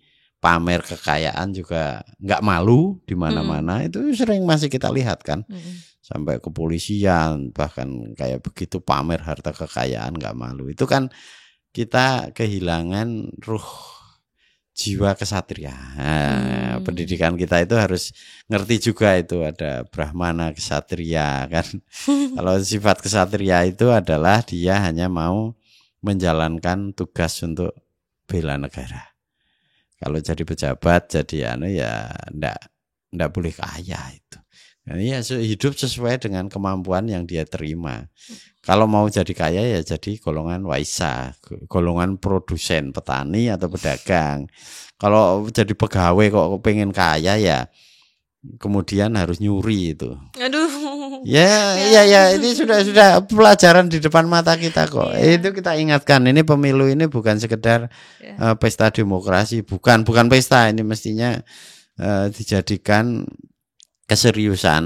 Cara kita membuka diri untuk melakukan perbaikan, bukan sekedar mengganti pejabat ke pejabat yang lain, terus rakyat tidak mendapatkan manfaat apa-apa. Sementara hutang kita banyak juga, anggaran yang kita keluarkan banyak, pertumbuhan ekonomi kita itu tidak menimbulkan Indonesia itu optimis. Jangan percaya Indonesia emas. Pertumbuhan ekonominya aja masih 5,6 ini, terus sudah tumbuh segitu. Pertumbuhan ekonomi itu hanya dinikmati oleh segelintir orang, yang 1-2% itu. Yang orang-orang desa kayak gitu itu nggak dapat dampak dari pertumbuhan ekonomi. Jadi kita jangan sering tertipu oleh istilah-istilah. Kita akan jadi Indonesia emas, entar 2040 Indonesia akan jadi bangsa luar biasa karena bonus demografi. Alah, SDM kita itu lulusan SD, skillnya nggak ada, kerja juga nggak cakap, kok membayangkan Indonesia emas, tapi kita tidak mendidik diri. Mustahil itu hanya igoan, mimpi di siang bolong. Nah, kita harus berpikir secara serius, bekerja keras, belajar, otak cerdas, dan Ya, apa yang ada di kita itu harus banyak disyukuri, termasuk dunia pertanian. Itu harus digarap, apapun dengan risikonya. Kurang lebih begitu pesan saya untuk politik Indonesia. Untuk para pasangan-pasangan yang semoga timnya mendengar. Iya. Oke, kalau gitu untuk menutup ya, untuk merangkum dan juga menutup nih sebagai pertanyaan terakhir juga, aku mau tanya apa ada pesan nggak untuk anak-anak muda yang nanti akan nyoblos? Pesannya apa untuk mereka, terutama teman-teman yang baru pertama kali akan nyoblos? Apa pesannya? Satu, tentu saja kalau nyoblos itu kan biasanya ukurannya suka atau tidak suka ya. Masalahnya ini jadi repot ya, harus yang bervisi, harus yang berpikir begini, yang cakap ini. Kadang-kadang juga saran seperti ini enggak masuk. Nah, suka. Tapi begini maksud saya, lebih baik sukailah calon pemimpin yang satu ya memiliki rekam jejak yang baik. Itu yang pertama. Yang kedua ya jangan yang sloganistik, dadakan, insidental. Maksudnya konsistensi itu juga harus dilihat. Terus komitmennya. Terutama masalah hukum dan masalah pertanian, mengurusi kemiskinan dan mengurusi keadilan masalah hukum. Karena kalau kita hanya berbuat mengurusi orang miskin saja, sementara ada masalah-masalah yang tadi kita bahas itu, ada korupsi, penegakan hukum itu harus serius. Jadi menurut saya Indonesia sekarang adalah tegakkan hukum, keadilan hukum dan keadilan sosial. Jadi selain negaranya jadi bersih, juga orang miskin tertangani kalau sila kelima itu diutamakan. Nah, silahkan menilai nanti. Kita masih ada waktu 2 bulan dan boleh berubah-ubah kalau nggak mau ini, nggak mau ini. Itu wong pilihan kok. Pilihan itu kan atas dasar kemerdekaan. Yes, dari hari ini masih 2 bulan. Saya tambahin yang penting jangan golput. Yes, jangan golput, penting banget itu. Tos dulu dong, nggak boleh golput. Iya, dan itu benar, masih ada waktu 2 bulan lagi. Tapi dari hari ini tempat kita sekarang lagi rekam podcastnya kan ini bulan November. Aku kurang tahu nanti ini akan diuploadnya bulan apa. Tapi masih pemilu kamu ngupload. Jangan lah, nggak mungkin. Nggak. Semoga bulan depan udah naik. Tapi ya bener banget, nggak boleh golput. Yang penting teman-teman jangan sampai kemakan sama janji-janji dan puisi-puisinya. Tetap harus ngecek ya rekam jejaknya, dan semoga lebih tertarik juga untuk belajar dunia pertanian tuh kayak gimana ya setelah mendapat spill-spillnya dari Pak Faiz. Untuk pertanian itu jangan hanya menikmati hasil pertanian, tapi harus nanam. Kalau hanya makan itu monyet juga bisa. Nah, kalau yang suka makan saja, makan anggur bisa, pisang bisa, itu biasanya monyet. Yang membedakan manusia dengan monyet adalah menanam. Nah. Jadi jangan mau jadi mau. Ya terserah, kalau mau jadi monyet gak usah nanam, gak apa-apa. Makan aja pisang terus. Oke, kalau gitu makasih banyak Pak Faiz atas waktunya. Sama-sama, makasih juga atas banyak diskusinya. Makasih atas banyak ilmunya. Semoga semua informasi dan semua bahan diskusi kita di episode ini bisa menjadi manfaat bagi siapapun yang nonton. Amin. Ya, terima kasih. Oke, kalau gitu untuk semua penonton Tenggara Talk, makasih banyak udah nonton sampai detik ini juga. Jangan lupa untuk like, subscribe, tulis di kolom komentar bagian mana yang paling menarik bagi teman-teman. Siapa tahu juga kalau benar-benar nonton dari awal sampai habis, bisa juga komen di videonya tuh, komen pakai emoji daun-daun ya kan, karena bertani kan daun-daun. Itu bagi yang udah nonton dari awal sampai habis banget, absen tuh pakai emoji daun-daun. Oke, kalau gitu aku pamit dulu, sampai ketemu di video Tenggara Talk selanjutnya. Bye bye, see you.